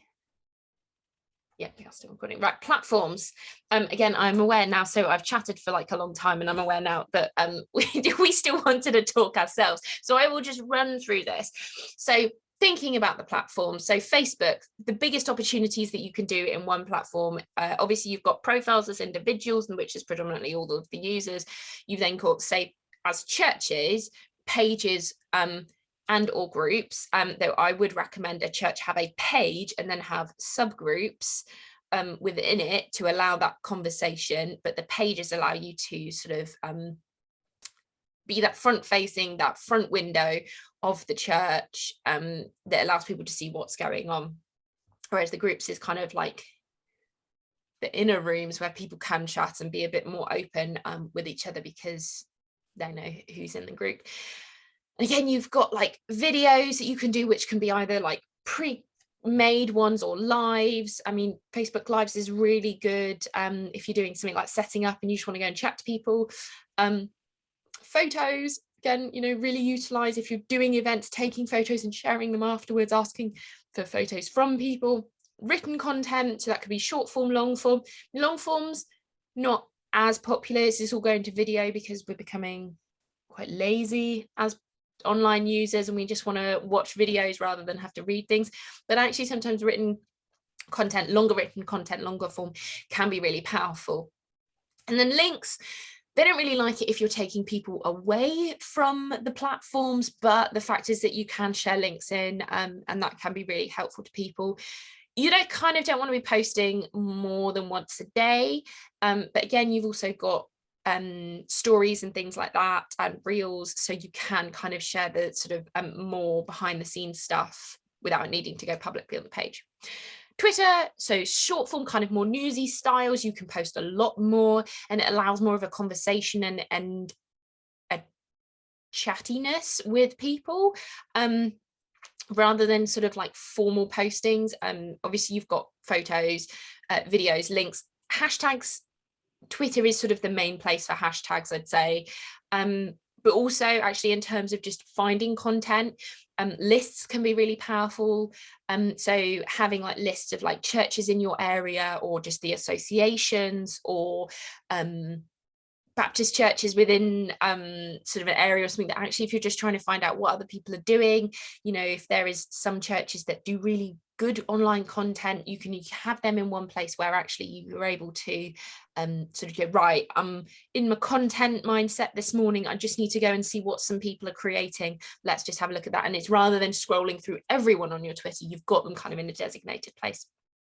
Also really good to see what's trending. So again, if you're needing to be responsive to topical issues, again, such as this last week, actually it's been very informative about certain things like the queue, or just what's going on with members of the royal family visiting and stuff like that, that actually it can be very helpful of just finding out what's happening. So if you're needing to respond to something, actually just looking up on there is useful. Though again, you kind of need to take like the new stuff with a pinch of salt, that it's not always going to be, well, it will slant towards your algorithms, or not necessarily always the most accurate of stuff, but it's just a useful indicator. And again, post kind of 3 or 4 times a day, that more kind of chatty style. I think it's quite good if you're looking to connect with local businesses, say local leaders, councillors, things like that, or just connect nationally with people. It's really good, but you're not necessarily going to connect with your local community as such, because it's not necessarily where everyone congregate online, if that makes sense. Instagram, you've then got more of like the younger demographics, so not exclusively. I know that's the kind of the same with TikTok, but you've got videos, photos, graphics, you've got stories. It's a very visual space. So again, it's a fantastic place to look if you're looking for ideas, if you're wanting to connect with younger people in terms of from an educational point, that you could create videos or kind of scrolling and carousel visuals and things that you can create information in a very engaging way. You kind of once a day is good, though you don't have to. Like, you could do it a couple times a week, that is equally as fine, but you don't want to be really posting on the main feed more than once a day. Though again, it has stories, and that's a great way of sort of having that kind of more behind the scenes stuff. TikTok, I feel like I have to mention it because it is the place where a lot of people are now, and that isn't just for younger people. I mean, I love it, but my mother-in-law also loves it, and we talk about like house hacks and stuff like that, of like, oh, I saw this really useful tip of this. And so it isn't just younger people, and it's not just people dancing. Actually, it can be a very useful platform, but I'm not saying that everyone needs to be on it. But in terms of videos, you can you can create really valuable things, but you kind of don't want to be selling so much in it, because the likelihood is you're not going to have a kind of like regional reach. It'll be more kind of global. 5 to 10 times a week. I mean, that is a lot. I don't do it that much, but it's sort of, it does favor those that post a lot. YouTube, technically not social media, but it is sort of bigger search engine. Obviously, you could have sermons. You can do shorts as well. You could do kind of, again, the whole kind of, what does Christmas mean to me? What's my testimony? You could create these kind of like playlists of stuff that isn't just, here's a Sunday service. And I'll just mention it on here quickly. Don't just title things St. John's Church, Saturday, the 18th of September, and just leave your title as that. Ask a question or answer sort of say the question that you're going to be answering in your service, because if people are searching for something, they want to know something. They're not going to be searching for your church name or the date. So create something that's going to be engaging. And then kind of like slightly less again on the, it's not quite the socials, but it's in terms of your digital and how you communicate. Your website, that's your land, you own that. If Facebook goes down, if Instagram goes down, all my content is lost, and that's sad, but my website is less likely to go down, or I can put more procedures in place to respond to if my website goes down. You can have so much information on your website, and as Mike said already, keep it updated. Make sure that you've not got your Join Us for Our Carol Service 2017 on there, or you've got your minister from 20 years ago, or the photo is him 20 years ago when he still had a full head of brown hair or something. Make sure that actually is an accurate representation. So you laugh, Mike. I have seen it. No, and I went, that doesn't quite look like the most up-to-date photo of you. And to keep it up to date, and again, it's thinking sort of what we've said already about diversity and things. I have seen churches use stock images of a tick all the boxes diversity group, and like it looked a lovely photo, but I knew for a fact their church did not look like that. And I thought, if someone sees that photo and thinks that's your church, and then they're going to turn up and really isn't, that would irritate me more than just seeing an accurate picture of the church.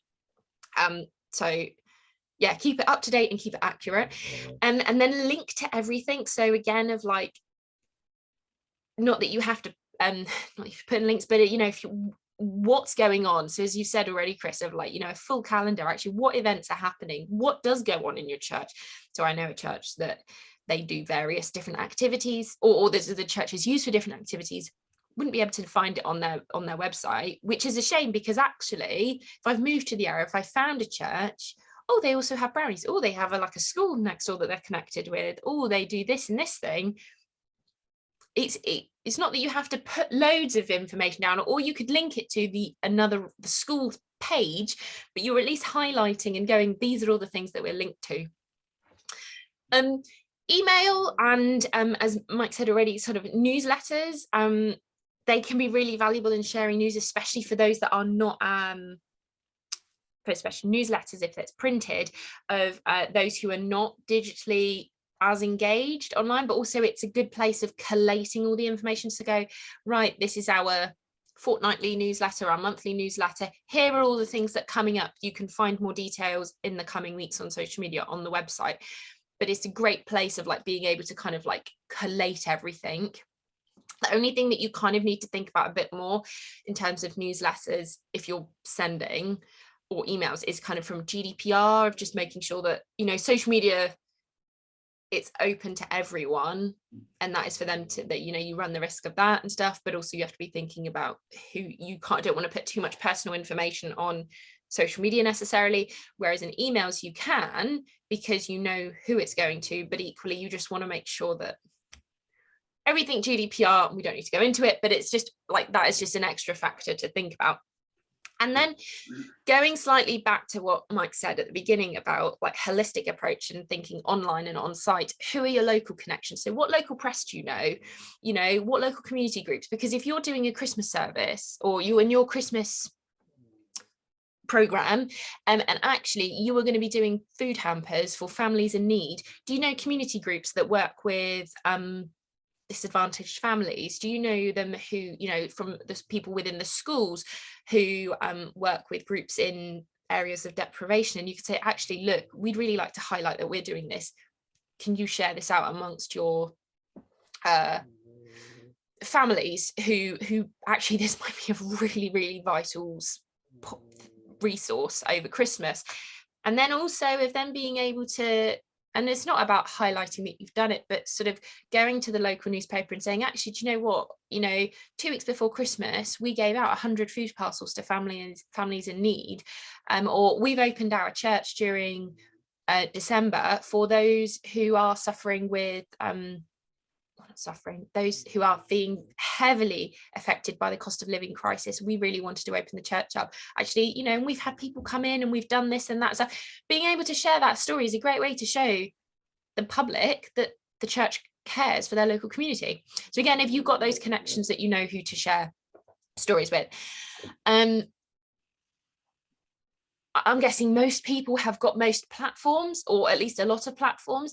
And so we've said already about kind of keeping everything up to date, but sort of just little ways of making sure that they are improving, again, of like changes in services or groups. So if things aren't happening over the summer, make sure that you put a notice saying things are not happening in the summer, or we're on a reduced program, or we're now back, we're ramping up stuff. We've got loads of stuff on over December, or Easter, or, you know, actually we have got building works on, so we're not doing anything on site for the next month. Do people know that? Are you making sure that there is information if people search for you? And photos or videos of people, you know, try to put up a recent church gatherings or videos where it's sort of not from the beginning of 2020 when we all started and that was it, and you know, to the pandemic, and there's no more there are no more photos or videos since. So actually things have changed since. So yeah, just up to date. That's like the biggest thing to improve your platform.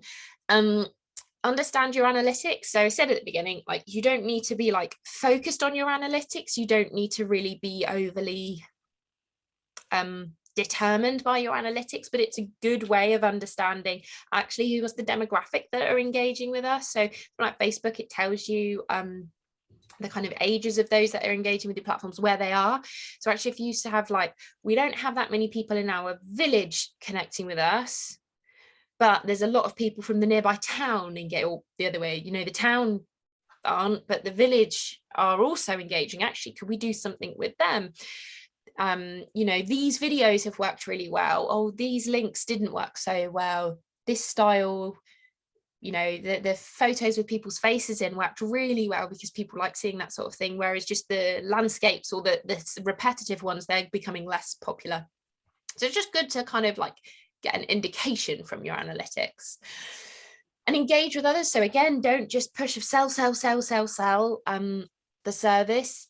Try to mix it up, like, comment, share things from your local community, especially if you're trying to build a kind of local presence and connection. So whether that's local news or other charities that work locally, other churches. It's always nice to sort of, you know, support other churches, the mission partners that, you know, you're particularly, is something happening with BMS, could you share that out? You know, they're recruiting for some staff. Actually, it's a really nice thing to say, hey, look, we support them. Would you apply for this? Or if not, just pray for them. BU, share things from the BU. That's like really nice. You know, Mike works so hard to create content. Actually like and share and comment on the BU stuff. That's like a really lovely way to show support to Mike, but also actually just to go, look, we realize that we're not just one isolated group, we are part of a bigger and wider family. And the same for your associations as well. If they are online, and do share stuff out, but you know, engage with others. Don't just make it all about sort of you as an individual church all the time. So that was not what I expected to see there. Never mind. Remember, have a plan and a team. You know, just okay. No, I know what that's not done. That bit. Okay. That's not updated, that, never mind. Sorry, I'd written some other bits in there. So have a plan and a team. So, you know, share ideas, share with your church what's going to happen, get ideas from them. You know, if you've got people that can share resources and share the responsibility, so it's not all falling on one person. And sort of to jump ahead, so schedule stuff, that's great, but also engage with people. Have one person on your team who does the scheduling, and they literally spend one morning every week just scheduling everything up, and then on someone else on, you know, throughout the week goes in for a couple minutes a day and just you know, responds to any requests that are on there, comments with other people. Could you split it out onto people who would prefer to be on different platforms? It doesn't all have to be one person. Be prepared for things. So this was, I had them on my notes. So do an audit, like beforehand, look at where you are. What could you do? Where are you lacking? Was the potential? What, you know, look from the outside in.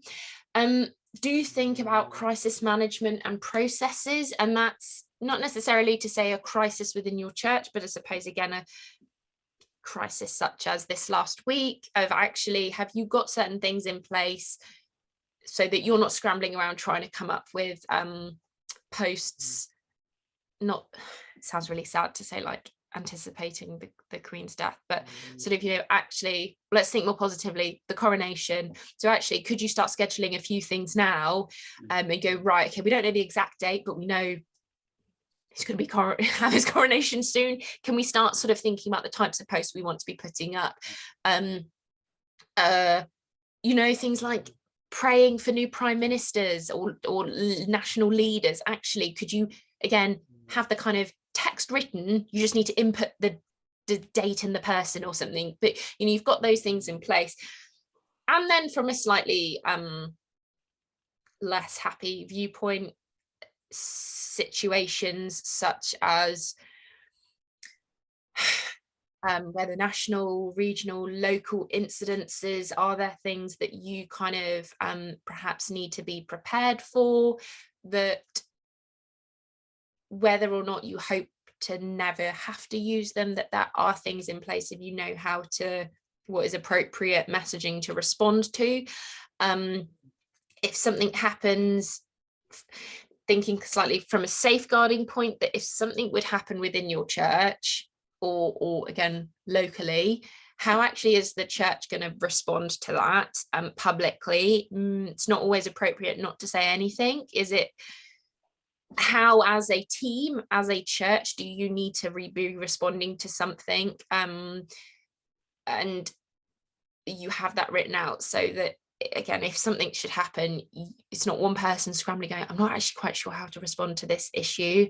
And you don't want other people, the local press, to be commenting on the church's lack of response or an inappropriate response or something. And it sounds really like upsetting to have to think about things that might happen, but it is better to have them in a folder somewhere, you know, in a file on your computer, so that in the worst case scenario that you need to respond to something, that you have that. and slightly also from a safeguarding perspective, lesson crisis management and response of actually those who are managing your Facebook social media platforms. Are they safeguard trained? Do they know how to respond to things? Because actually, if they are managing the church's presence, if they are having people not question them, get in touch with them, not just from a child safeguarding, but actually vulnerable adults, or pastorally safeguarding people who are maybe messaging with problems of their own, or in a being I think you said earlier, like Chris, about like trolling or something like that, of, you know, actually are they trained in how to deal with that?